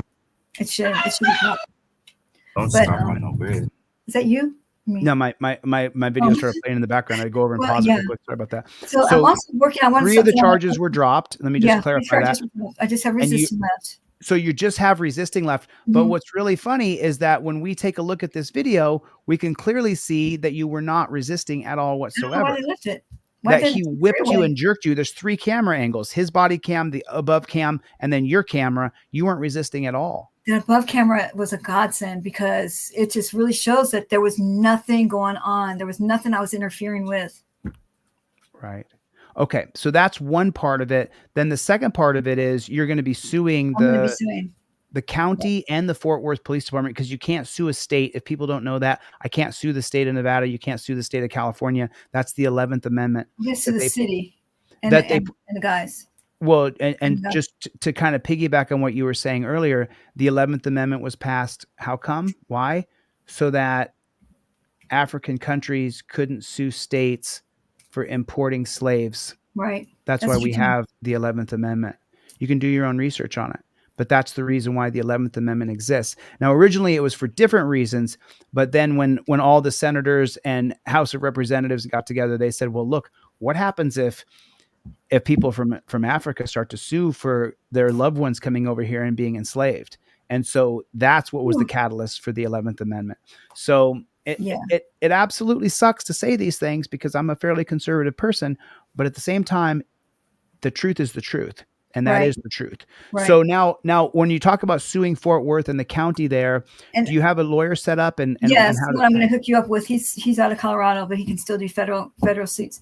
But what really pissed me off though is because I had one of the people came in, one of the people, brassy people, but I was so drunk. I mean, I was just so messed up.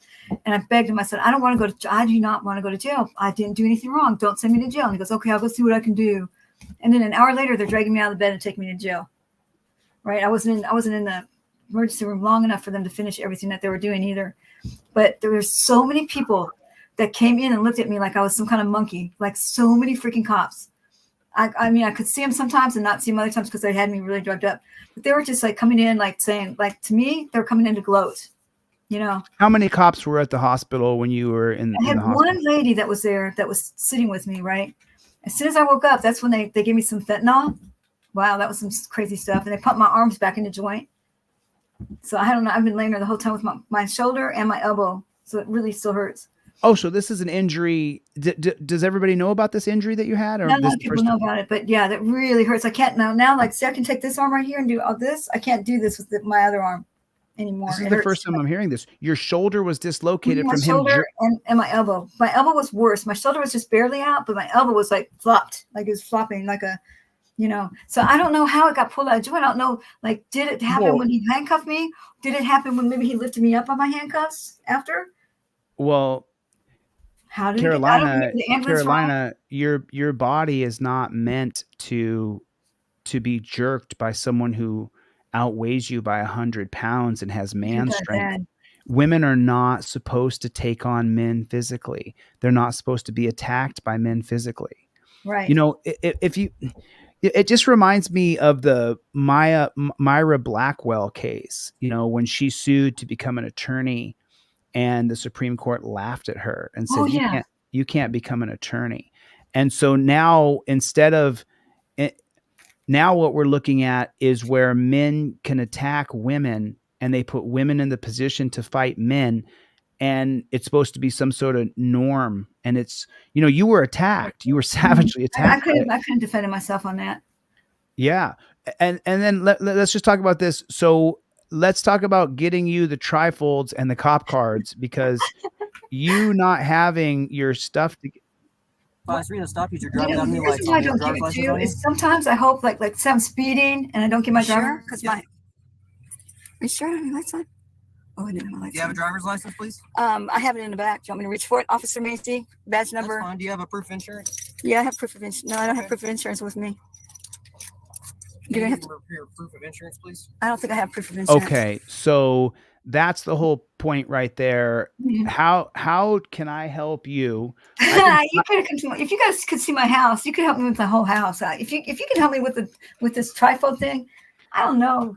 Like, I've got the trifolds for you. I've got the cop cards You for got you. some How do extra- I get you to go down to Fed? Cleaning some kind of cards for that. You have Listen, some- I have a great idea. I have a great idea. I have a great idea. I'm going to send you $200 worth of value for the stuff that I sell for free. And for the $200 worth of value, what I would like for you to do, and this is only a request, I'm not telling you what to do. You can say no. I'll still give you the materials. I want you to make a video of going down to Kinko's and saying, Okay. here's my license, here's my registration, here's my proof of insurance. I'm going to get copies of this. I'm going to laminate this. I'm going to take a copy of my driver's license front and back. I want you to make a video I've for me. never been that organized. I'm a last minute girl kind of thing. I'll pay for it. I'll pay for the laminating. I'll pay for the copies. But what happens like when I have it up on the thing you said, and then like I have to use the mirror right there? It's gonna fall down. and get Well, you lost. can have one under your floor mat. You can have one in the side of your door. You can have one in your console. You can have one on the passenger seat in the console over there. I just don't want to see, because listen, Carolina, I'm not kidding with you. Yeah, I know. It's not a joke. I'm not just making up like, if it's in a hyperbole. different town, it'll work for sure. Anywhere but Fort Worth. So yeah, I'll get it. I'll get it done. There was a 21-year-old guy in jail right next to me, bunkmates. Matter of fact, he gave me his That's blanket. ridiculous. He gave me his blanket. That's ridiculous. Oh, that was His nice name- of him. His name was Juanito. Dude, there's so many stories I can bring you from jail. It's not even funny. It's so How sad. long were you in jail for? I was, this is the weirdest thing is that they rushed me in and rushed me out because they take you to the city jail first, right? But they don't have any way of feeding you or giving you medicine there. So they rushed me over to the county jail really quick. Most people have to get out. Like here, we have a really long wait. It takes like 4 days to get out of jail, even after you pay. I got out in like 2 days. Amazing. Did you rewind? Did you just say it takes 4 days to get out of jail, even 4 after you days. pay? And I've been working on this too. A lot of people say, oh, you need to do some other stuff rather than just show videos. No, what they're doing is they're scamming. What they're doing is they're putting anytime I get a PR bond, they put a uniform on me. They send me up to the pod. They send me up there for a day, and they send me up there like at 10 minutes to midnight, and then they get me out 10 minutes after midnight. That counts for 2 days, and they're getting money from the state. Now that's robbing Peter to pay Paul too, so it's really not free money that they're getting, but they are. So they keep you there as long as possible. It's about the money. The It's all about jailers, the money. they did the same thing to me, Carolina, and they tried to keep me. They tried to say that only one of my charges was overturned, so I needed to finish my sentence. Bullshit. I got Roger Lane coming through as usual. He comes in and starts gifting out 10, 15, 20 memberships at That's a time. nice. Thank you, Roger Lane, for doing that for people, because people like me need it. Well, I mean, so the lawyer is taking your case on contingency, your federal civil rights attorney? Now, another one that I had for another deal did not. And I lost a lot of money on that one. So I'm not going to tell you who that was. No, but hold on. Let's stay on the jail real quick. Thank you, Roger Lane. I appreciate the gifting So I've membership. been working a lot on our jail too, because we've had more deaths than any other jail in the history of Texas. And it's all because they don't know how to do. Do you know what they do? They call an extraction, where they have extraction teams that take people out of their jail cells. Well, during our extraction team, they were taught to kneel on the back of the guy, and they've killed a couple of people that way and couldn't figure out how they died. So they're killing people because in the jail system, though, in California, I don't know the exact case, but the California jail system was sued for keeping people in jail after they were bailed out or after the judge released them on their own recognizance. And now when I was in jail in 2016 in LA County, I was released from jail, and I had to be released within 4 hours because there's a court case that said you had to be released within a certain period of time because the jails are grifting. Most of the jails are privately owned. So if it takes you 4 days to get out of the jail, it's because the jails are privately owned and they want to charge the state for 4 more days for keeping you. This is a county jail, but they're still charging the state. Well, who owns the county jail, though? For the people. Oh, no. No, we don't know. It's not. It's owned by the county. I promise you. Well, you look this up. You know who the owners are? No, I thought it was wait. Yeah. Oh, yeah. Whoa, yeah. Wait, there might be a crack and a crevice here where somebody owns that jail. You mean maybe the property or something? Yes, an organization owns that jail. They subcontract out the state workers. They get the right permits and licenses, and then they farm in the food. They see what it costs them to do the food. Then they add their profit on. And most of the jails in America are owned by a corporation or by a person. Now, the city jails is ran by a private corporation. They did that, but I didn't know the corporate. I didn't know the jail. Wow, that could be true. That could be so true. I don't know for a fact yours is. Right, but it happens. The information I'm getting so far right now with Clark County Detention Center, where I was housed, is that it's owned by a corporation. Did you just finding this out? Because I didn't know about this. Oh, this is good. This is golden. They have the ankle monitors for pretrial. They let them have a whole big old suite of offices in the courthouse. Mm-hmm. So same kind of deal. Interesting. The ankle monitors can change now with Apple AirTags. Now that we have AirTags, you don't need those ankle monitors anymore. But it's a great big business, and so they're trying to make as much money as they can. They want more money. Pre-trial? That's the scam? Pre-trial. Oh, yeah, that's a big scam. So, all right. So can I get you to do it? Can I get you to go down and get your license, registration, and proof of insurance put together properly? And this is not my that's not my actual driver's license. That's a photocopy of a driver's license. You can do a photocopy of the front and back. I just want to see someone else jump on the bandwagon here so that we can change these. If you don't know the cop, and if I was like out of town and somewhere else, it would be a great idea. Well, you make the video and I'll promote it and I'll put it on here. I'll rip your video down and I'll talk about it. And then can you email me back? Email me your full mailing address so I can send you off 5 trifolds and 5 sets of cop cards. Sure. I will send these out to you tomorrow. You will get them tomorrow and then you'll have them. And I had another idea too, before I forgot, I wrote it down too. I'm thinking too about the jail problem, because we're now going to be having self-driving cars that we won't need as many patrol people out there. And that might be a way to cut back on the badness of the cops. Does that make sense? Like as the mountain long now, as maybe as like 50 long years as from now. as long as a cop can say he's reasonably suspicious of you, as long as that's a possibility, But we won't we're need gonna as many. well, what I'm trying to say is as long as there's Terry versus Ohio, as long as Terry still exists and cops can say I'm suspicious of that car, it won't matter who's driving it. It doesn't matter if the car's autonomous. If a copper can say he's suspicious and then act on that suspicion without probable cause, we're going to live in a tyrannical police state, prison state, death state. It's just that simple. That's what we're going to live on. They don't look at the body cam footage. They just look at what the officer writes. It's so unfair the way that sometimes they'll throw our cameras out. They won't even take ours as evidence. A lot of judges throw our evidence out. Well, they're hiding it, they're deleting it, they're omitting it, they're editing it, and so we got to get the body cam taken out of their hands altogether.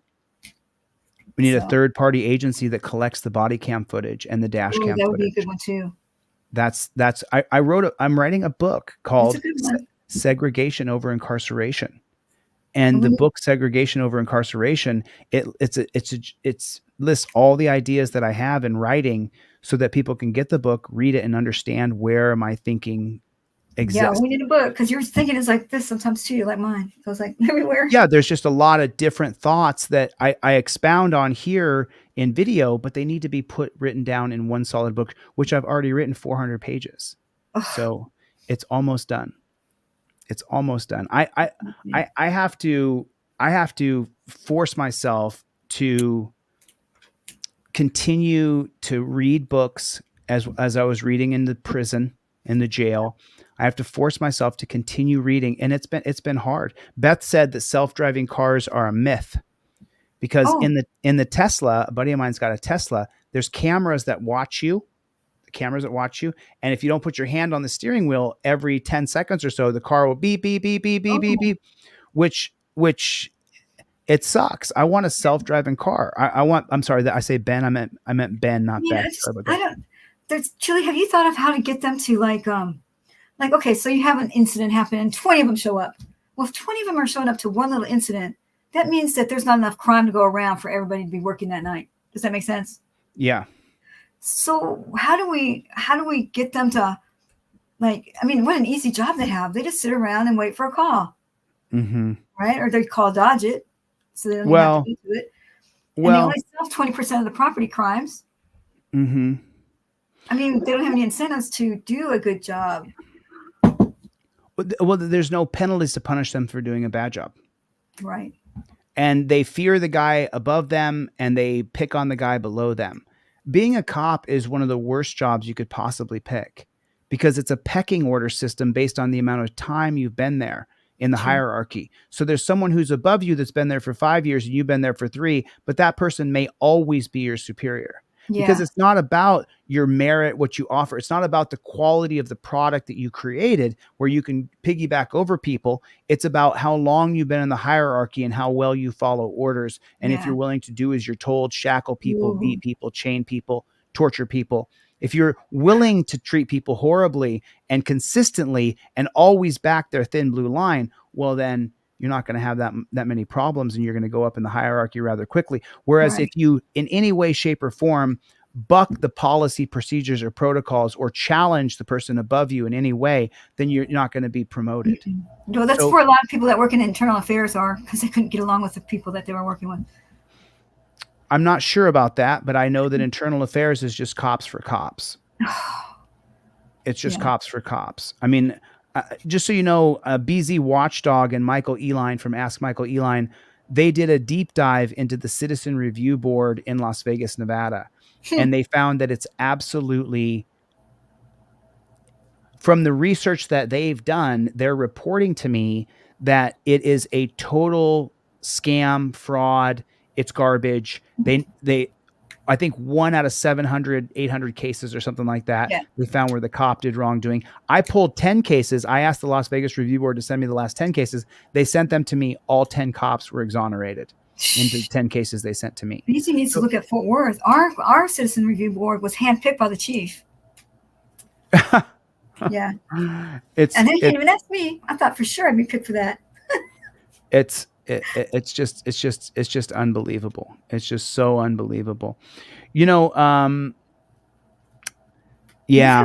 Sad things happen in Las Vegas. We had the Martinez young man, Juan Martinez, who was a cop watcher, and he got in some trouble for nothing. Martinez, that's right. What was his first name again? I think was it Juan? Was it Juan? Joe? Yeah. Martinez? And there was a cop, and that was the cop who targeted Bobby Law as well. Yeah, and he got sent back to prison because they came and did a check on his house, and he got put back into prison because of weapons, because they had a fireplace poker and they had a softball bat in his sister's room. So he had to go back to prison for those Martinez weapons. is back in prison now? He went back that day. I don't know if he's still in there. No, I think he's out. I've talked to him. I've I spoken mean, to him. He's like, that's it. That's just like targeting. You just, I don't know how people make it. They got to break. And, that's what they were trying to do to Manuel for a while, but he never broke. Mm-hmm. Manuel Mata. And the charges against him were dismissed already? Yeah, that one was dismissed on that retaliation one, because I had, they said I was driving without my lights on. Chille, you cannot drive a Charger with the lights off. It's impossible. It was Joshua Martinez. Thank you, Ann. Joshua Martinez, right. how long was Manuel in jail that day? He was in jail for 7 days. 7 days. And we made the bond the very next, 6 hours later, we got the bond in there, a cash bond of the full amount.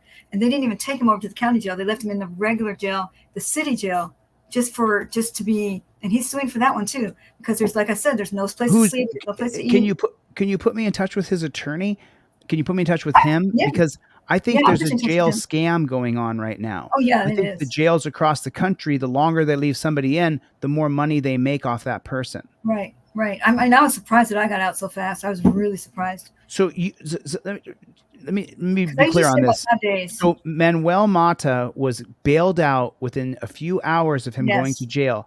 And then after the bond was paid, he sat in jail for 7 days. 7 days. 7 days. And there was one that happened 3 weeks previous to that too, and he was there for 7 days. So they arrested him on purpose this time, because I was not driving with my lights off, because my car does not drive with the lights off. It doesn't. You can't. What year car is that Camaro? 2018 Charger. There's no way. 2018 Dodge Charger. The cop was driving a Charger, but his can do that because he's got the police model.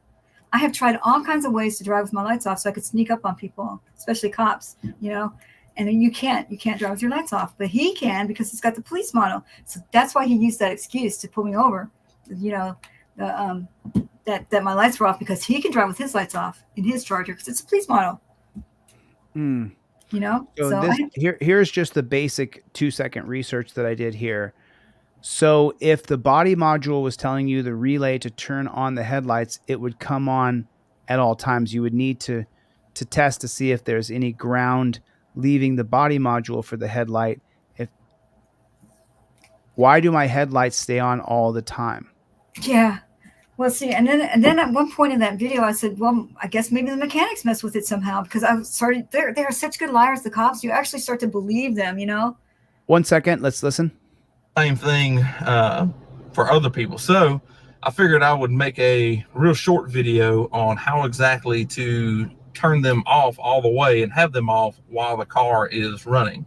Oh, so as you can see, again, they're off. The switch is turned off anyway, and they're on. So all you're going to do is you're going to take this pickup truck style e-brake and press it down. And it's that simple. They go off. That was a breakdown? The lights aren't on. So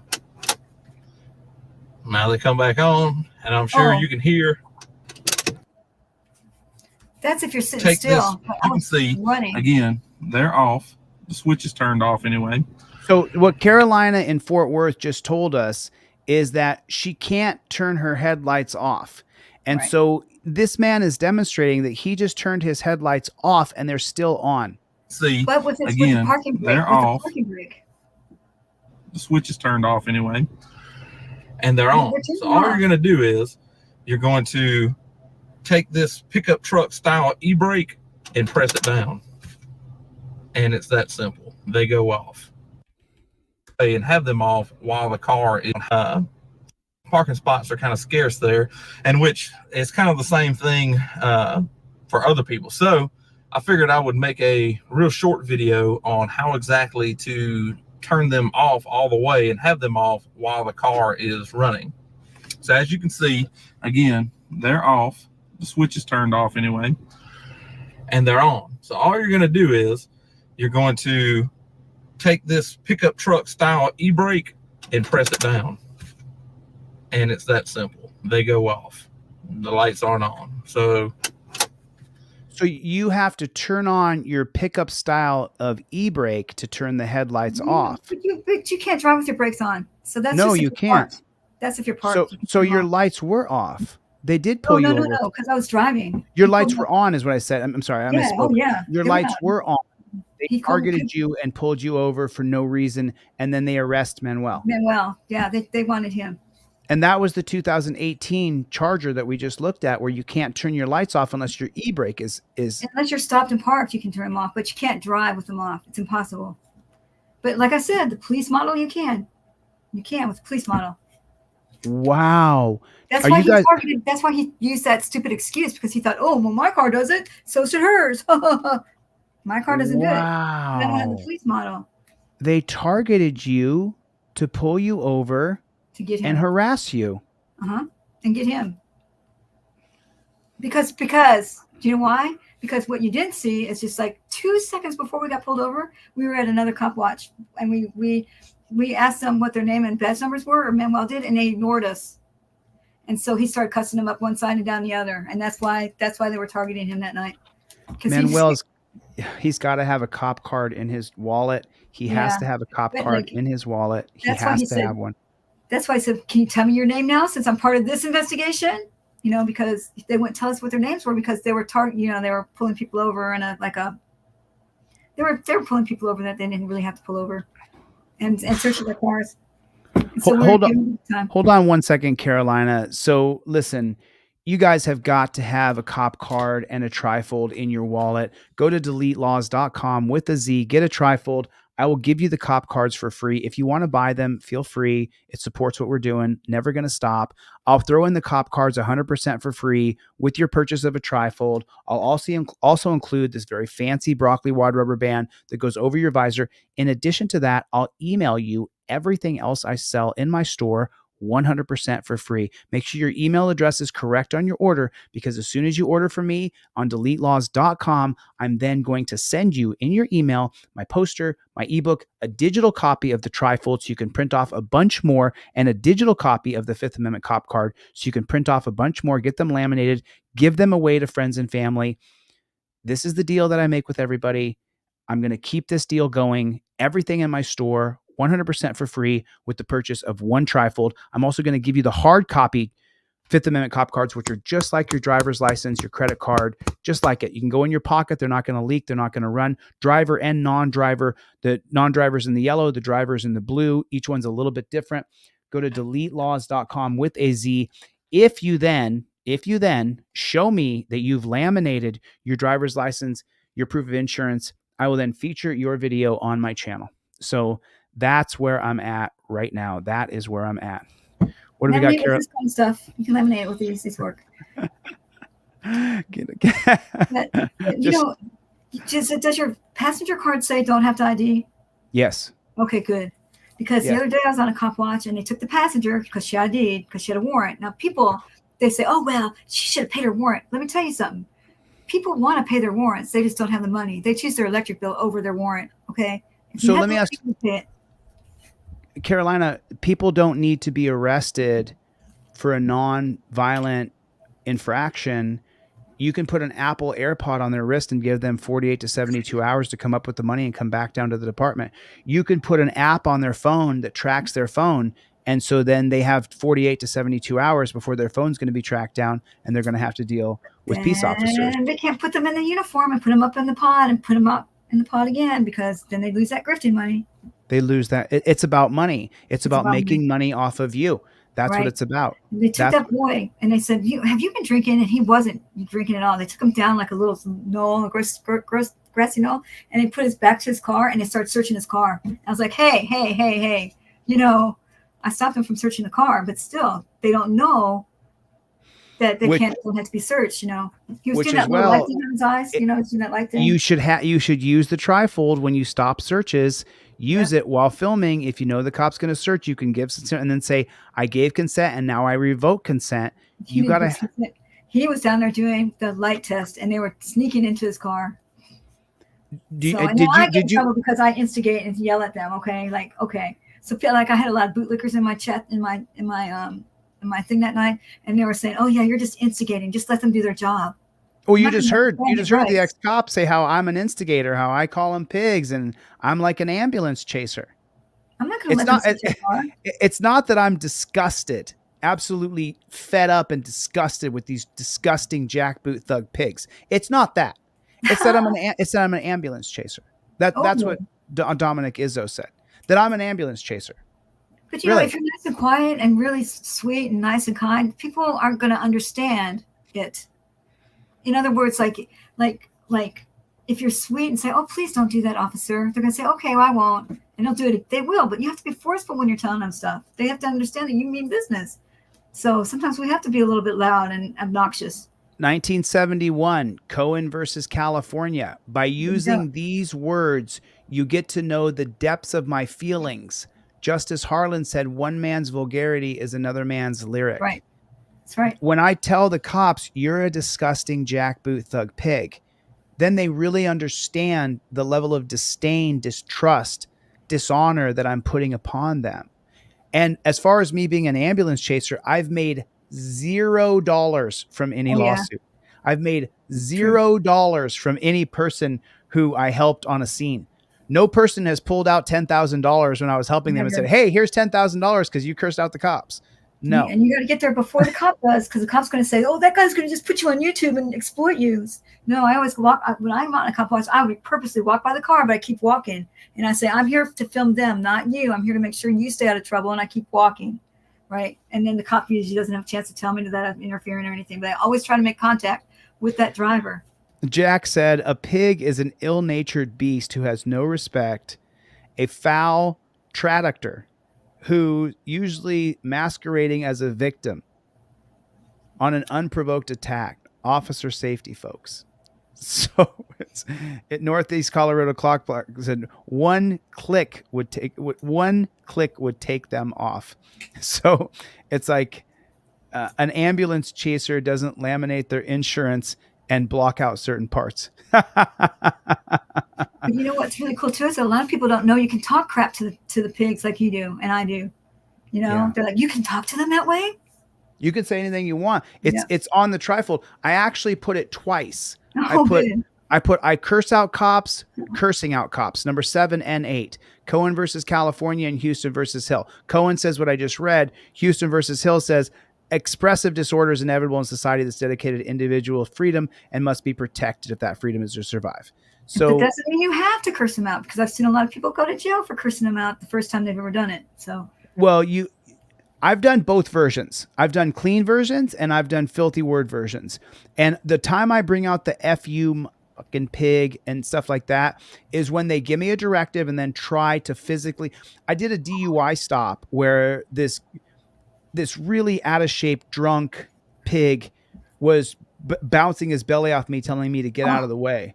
And so I said, "I'm going to use the bad words now and tell you to go yourself," you know? And so it was just because he was trying to physically dominate me when he knew for a fact that he could never physically dominate me unless he had a badge on and a uniform and a bunch of people backing him up. Yeah. And I don't believe in violence. I don't think it's a good idea to go to violence. Some people are asking what your Venmo, your Cash App, and your PayPal are. Why don't you throw those up real quick if you want to drop in the comment section. My Cash App is CFW Carolina.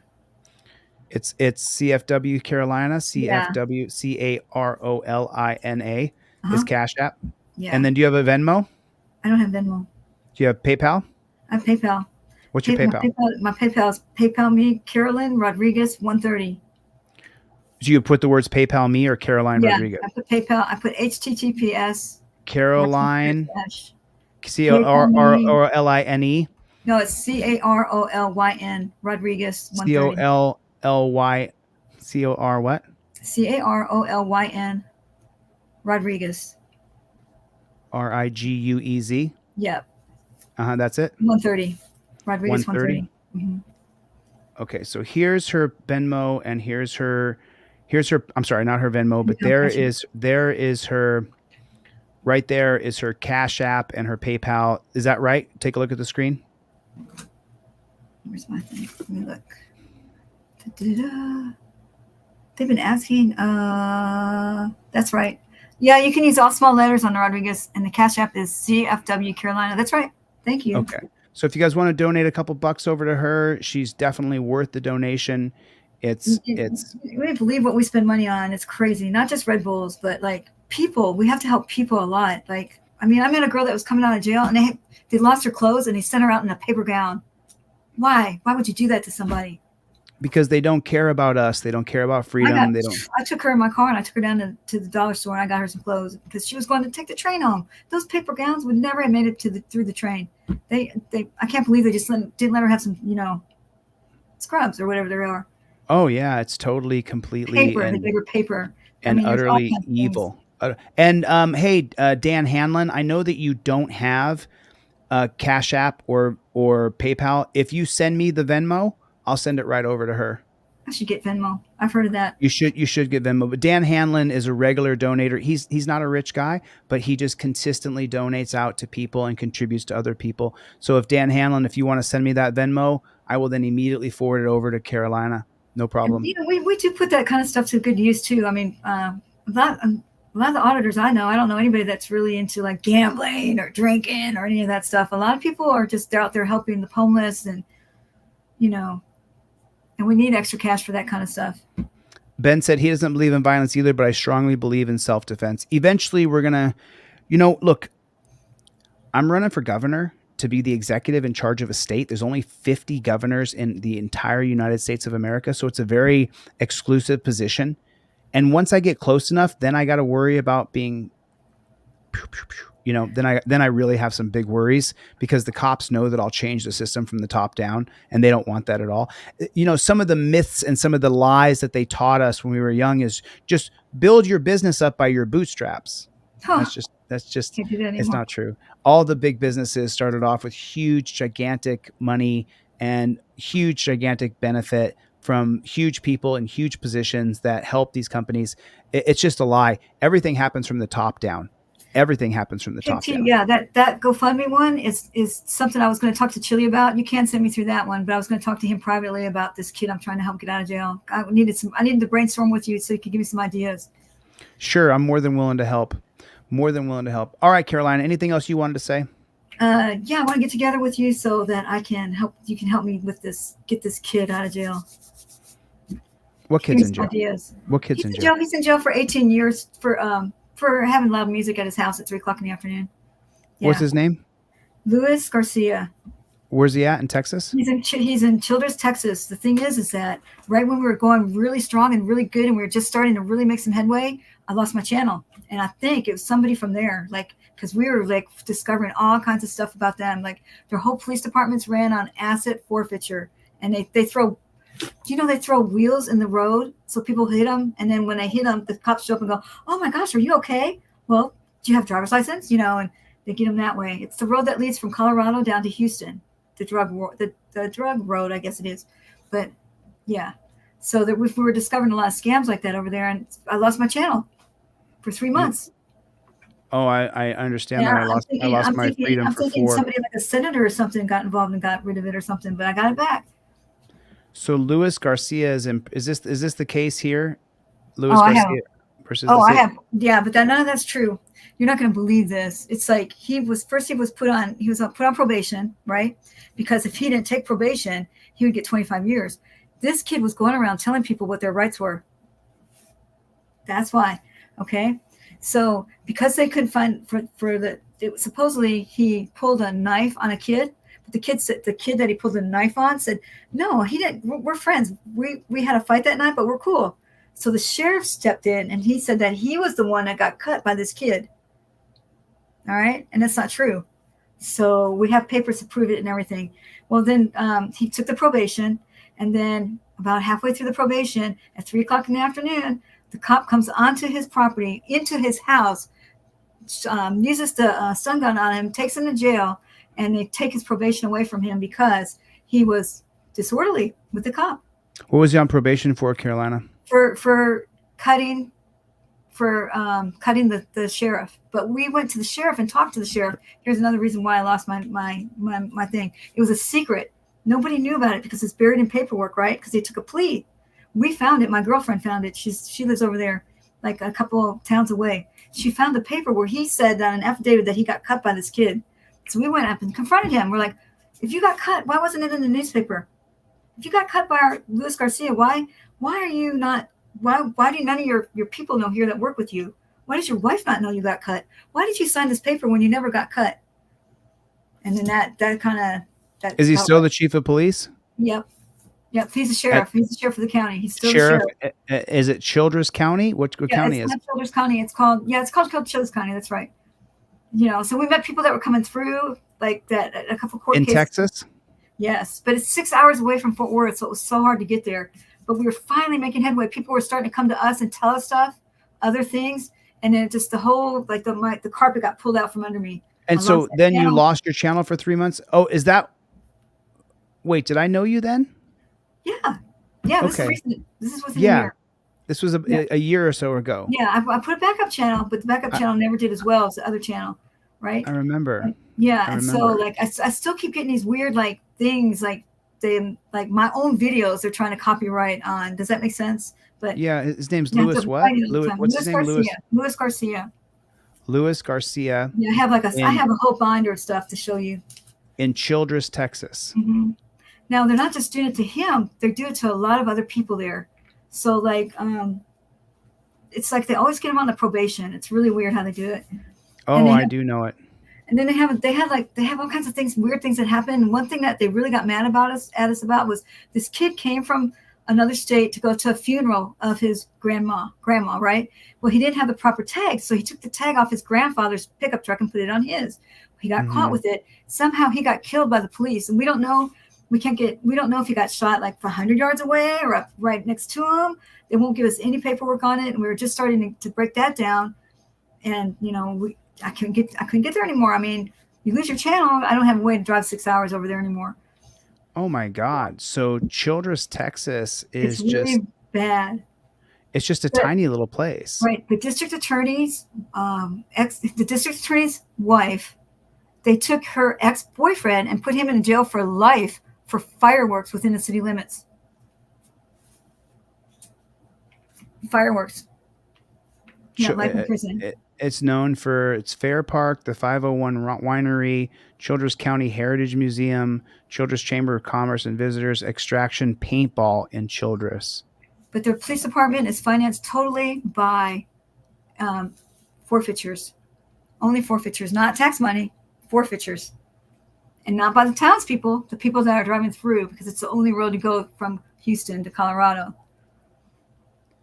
Okay, so it's 5,000 people. Over 2,500 are white people. 1.3 are Hispanic.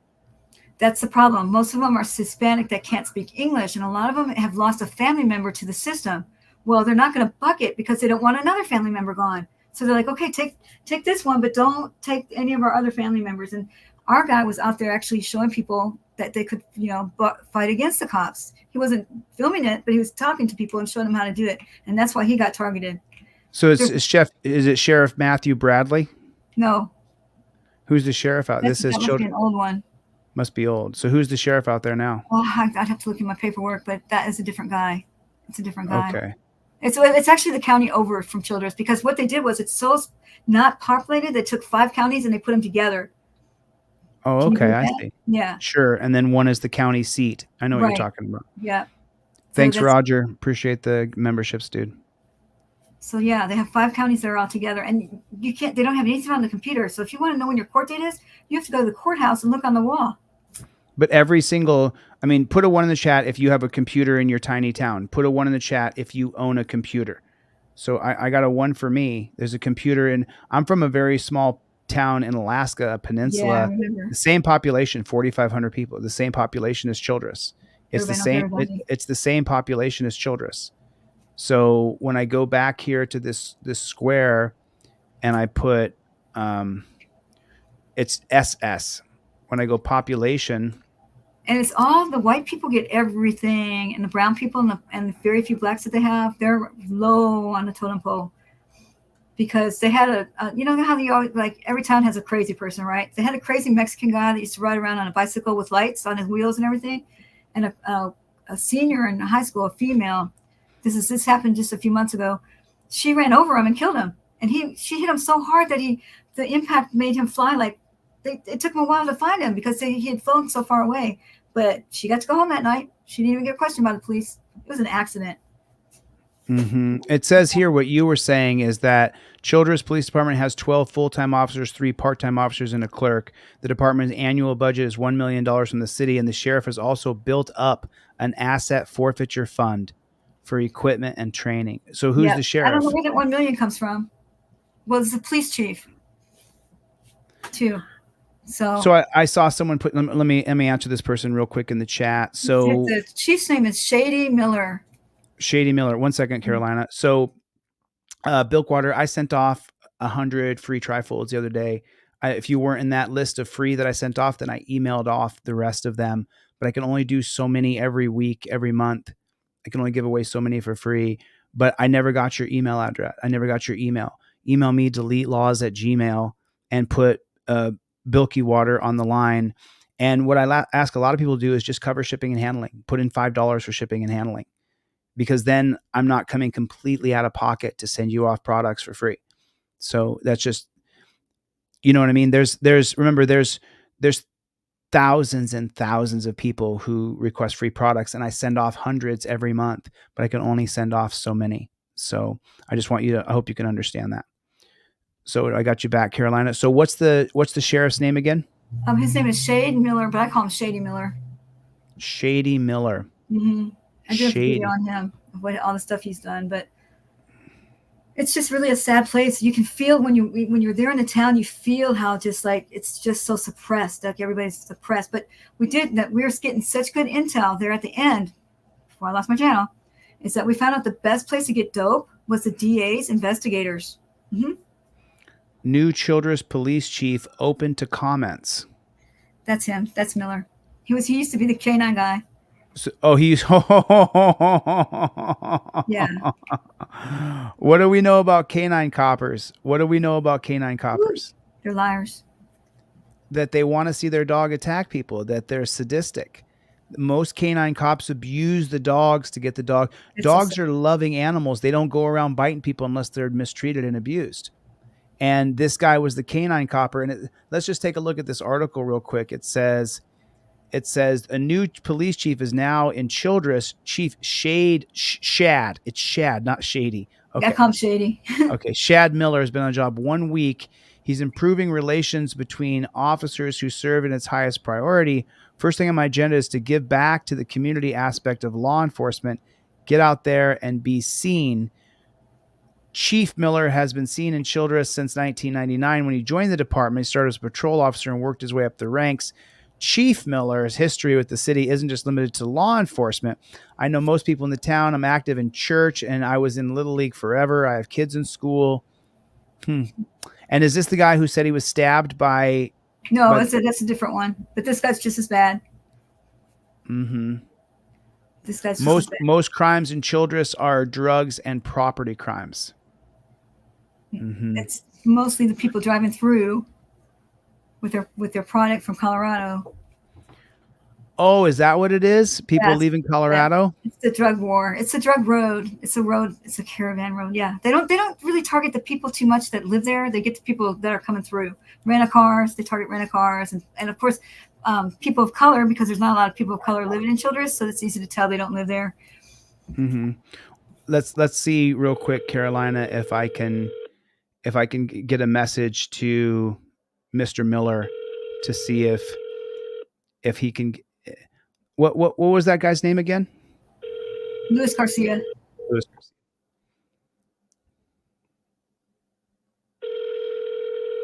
Oh, it's 10:45, so it's pretty late over there.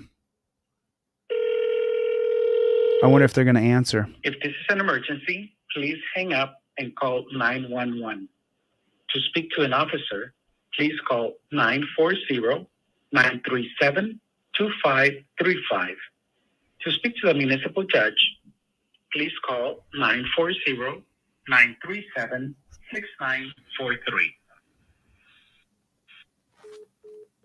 And then it hangs up. And the transcripts from all the trials and everything. And did you know that his defense lawyer never even, when the cop, how we found out about this whole case is that my girlfriend was going through Texas Supreme Court website. I don't know if you know about that website. You can find so much stuff on there. And she just happened to see a video. And these cases never had videos with them. So she looked at it and she downloaded it and she didn't look at it for a couple of weeks. And then she came back and looked at it. And what happened is that it showed the guy going in the house and putting the stun gun on him, whatever, right? Mm-hmm. When they went to the court about his probation, his little defense attorney never asked the cop any questions at all. Who was the defense attorney? Her name was, I have it written down. Okay. So we do have to have a conversation offline and then come back online. Yeah. Yeah. Okay. So I'll make you a deal, Carolina. Let me tell you something. I just want to pick your brain, and because I know you have some answers that I need. Well, listen, I'll make a deal with you though. I'll look at this case and I'll look into it. If you make a video getting your license, registration, and proof of insurance, a photocopy, not your actual license, a photocopy of the front and the back so they can scan it with their little scanner. Okay. Front and back. And I'm going to use my lamination right here. And no, go down to FedEx Kinko's. This is really good laminating tape. And I'm even going to show you where I'm going to put it in my car. I'll go all the way. Make more than one. Make 2 or 3 so you have a backup. All right. Okay. And I'll give some to some people. Mm-hmm. I'll film that too. All right. All right. Okay. So everybody, Caroline in Fort Worth, say thank you, Carolina. Just email me and I'll give you I don't know if you have my current. You can email me back. I emailed you a link for the stream. Okay, cool. You can email me back your cell and I'll send you my cell phone as well. Right. Okay. Bye, Thank you, Carolina, for coming on. I'll see you on the next one. Okay. Later. Okay. So there's Carolina in Fort Worth. That was a really good conversation. I'm really glad that we had that conversation. It was super enlightening to hear that. So anyway, listen, I've been on for 2 hours and 45 minutes. Remember the special I'm running for the trifold and the cop cards. If you get the trifold on DeleteLawZ.com, if you go to DeleteLawZ.com and you get the trifold, I'll give you the cop cards and everything else I sell in my store for free. I'll email it to you as soon as I get your order with your email address. For people asking me for free stuff, I send off so many free things every day. I may hit you back and say, send me $5 to cover your shipping and handling. You know, I mean, I hit a limit where I run out. You know, guys like Roger, Drophead, Melissa, there's people who consistently make it so that I can continue to do the things that I do. And I won't stop giving stuff away to people because people need the products. You have to, you know, but I can't do this part for you. As we saw with Carolina, I can't do this part for you.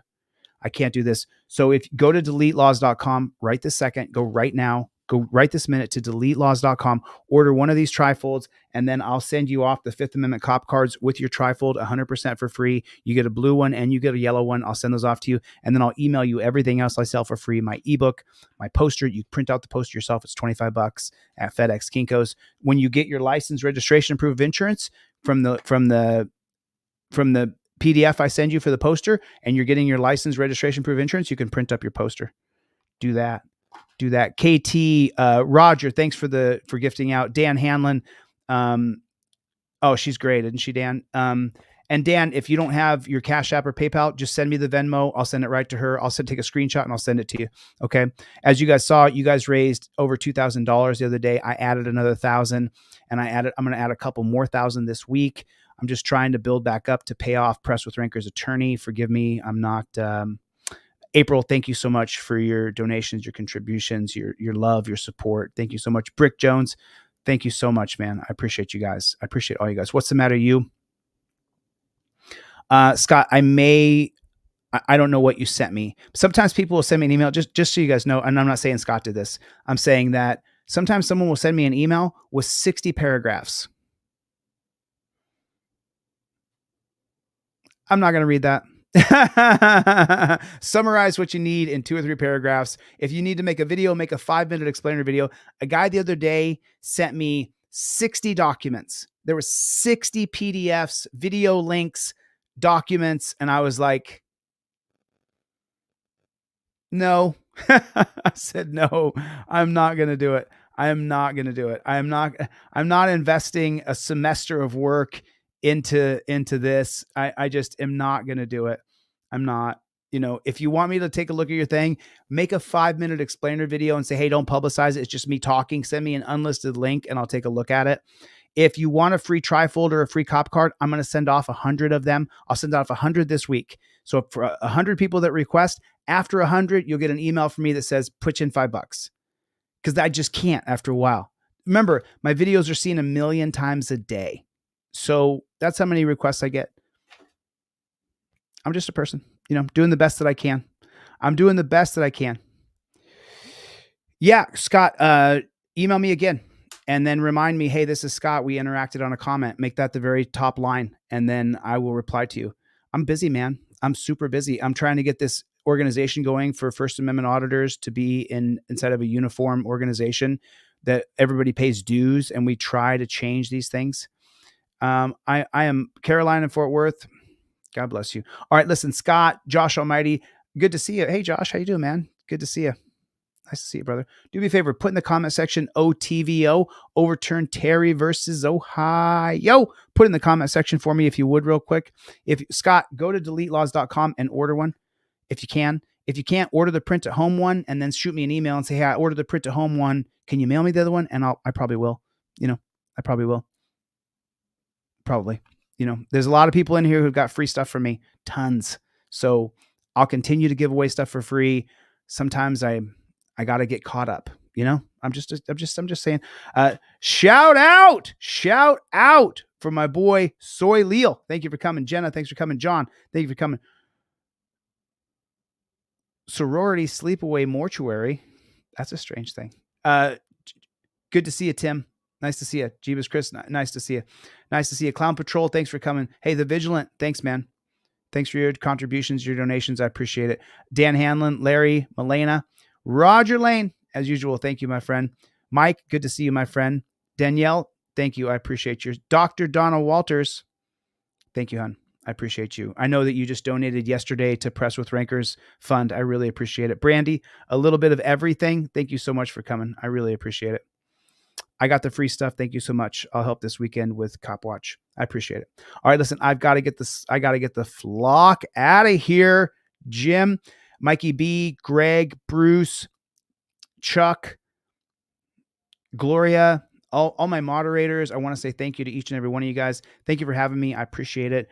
Thank you for coming to my TED Talk. I'll see you guys on the next one. Later, Gators.